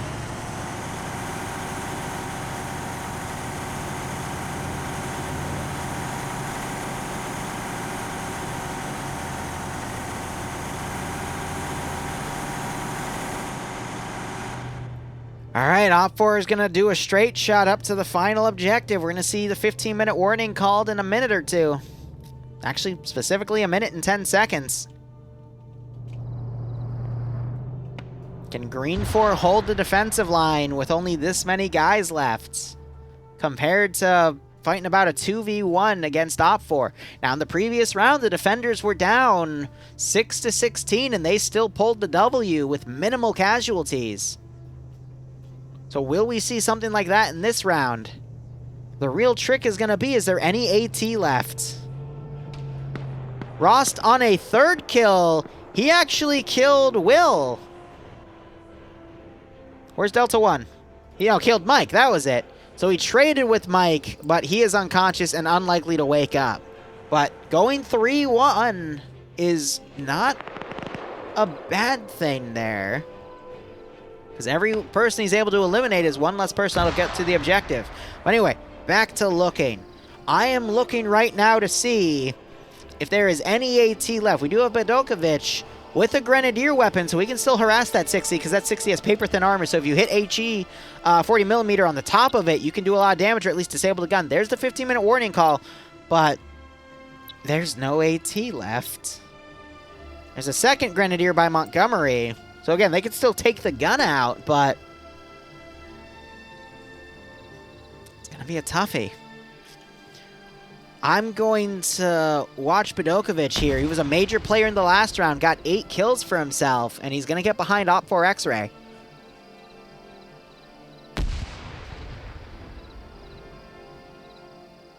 Righto, Barb, I appreciate it.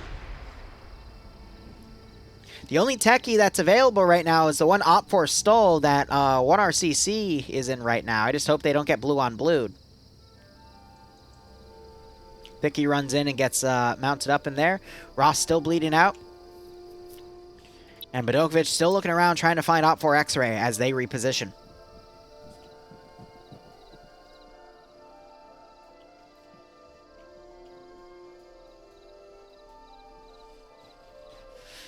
I think Op 4 is going to spend another 5 minutes maneuvering. Really, it's going to take a little while for that BTR to climb this big incline here. That's the biggest issue. I mean, they're already being super slow on this small gradient. It gets even worse, though, when you get up here. Which is why the road kind of winds around. But this is going to take like 30 seconds on its own. But then it'll be in a decent position to start suppressing in about 5-6 minutes. But by then, we'll be at the 10-minute mark. So let's do a quick head count real quick. 1, 2, 3, 4, 5, 6, 7, 8, 9, 10. Green 4 versus 4. We're going to do a count from the roster. 4, 5, 6, 7, 8, 9, 10, 11, 12, 13, 14, 15, 16, 17, 18, 19, 20, 21, 22. Green 4. So a similar situation to last round, but in that round, the defending faction had choke points that they could hold. Here, Op 4 can come from anywhere.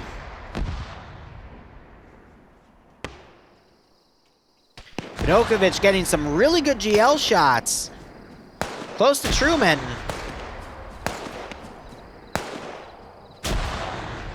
But is unable to land the kill. Op 4 again being very mobile, but they're running out of room as Bedokovic is going to pursue.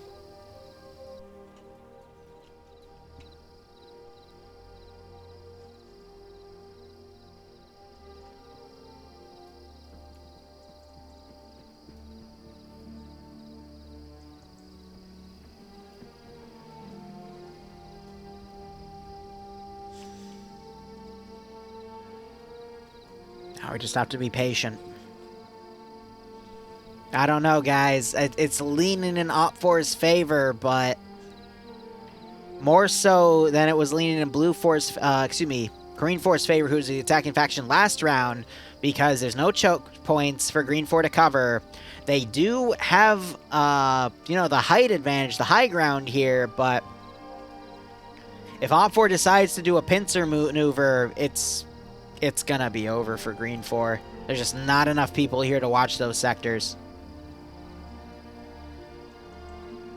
Don't get me wrong, yeah, Green is doing really good 360 right now, but 360 against like 18 guys that charge up is going to be difficult. BTR's up right here.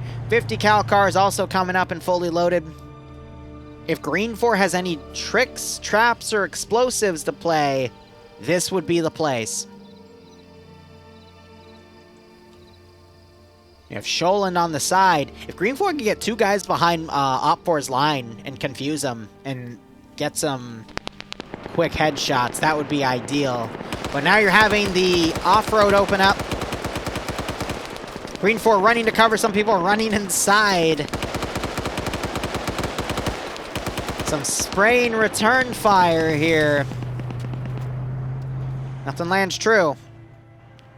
Yes, there have been a few FNF matches where there's been some HE mortars involved. Usually it's a smoke mortar, but sometimes there's HE. It's pretty cool. All right, Op4 is right on top of this position. Throwing grenades inside. That Green 4 defender is unaware. Anderson unable to see inside, though. Spots that shooter and takes him out. Wow, Wheaton somehow surviving that. Grenades being thrown back and forth here. Guy needs to come out. Signal needs to hit Britt. Wheaton right there. But he doesn't. Wheaton gets the... Oh, my God. What were you thinking? Start charging up. Vaulting in. And they trade.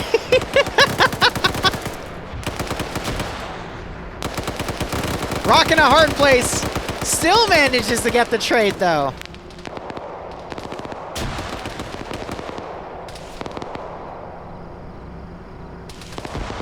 Yeah, usually only defenders get the mortars, never the attackers, because that would just be overpowered. Wheaton just doesn't want to die. Finally gets dropped by Sholand.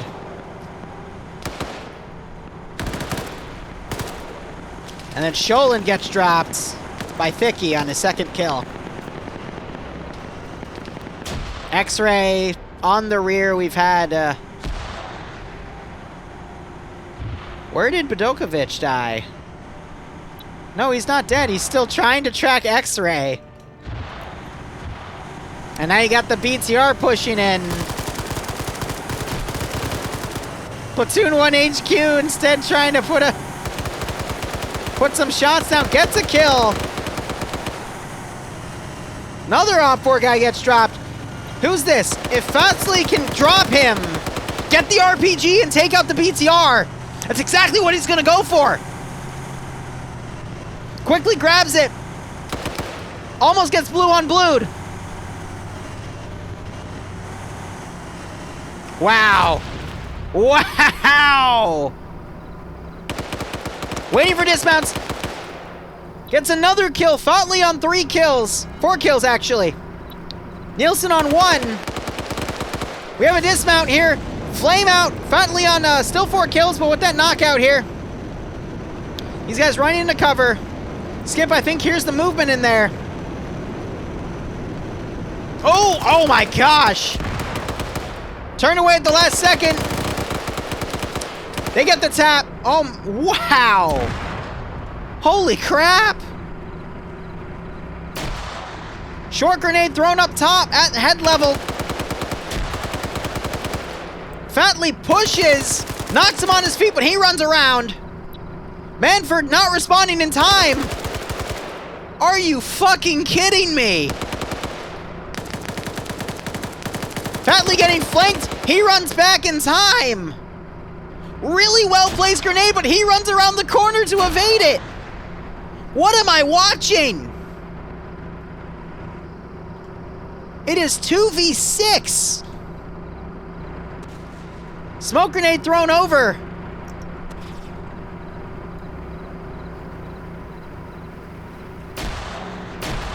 Oh no! Feltney get knocked away by a well-placed frag. It's up to Nielsen, who is defending the server box room. What's our time? 6 minutes, 15 seconds. He might wake back up. But with the amount of damage he took earlier, it's unlikely. Can Nielsen hold a 1v2 and then hold a 1v4? It's about to become a 1v6, though. X-Ray crawling up.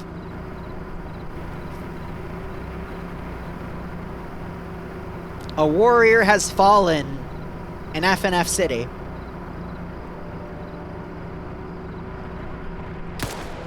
There's the double taps by Purim.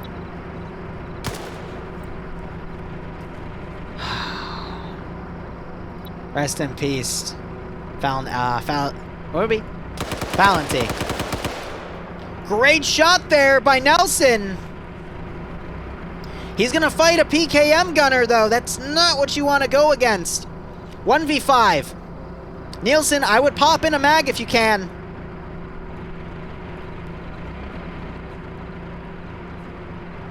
Five minutes, 12 seconds. What about Bodokovic? Bodokovic was taken out. Yeah, X-Ray was able to get him.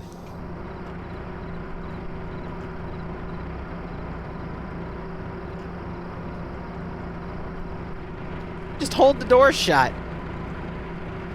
He's sitting down. He's waiting it out. If X-Ray's smart, they'll open it and throw a grenade in there. Here comes Brooke.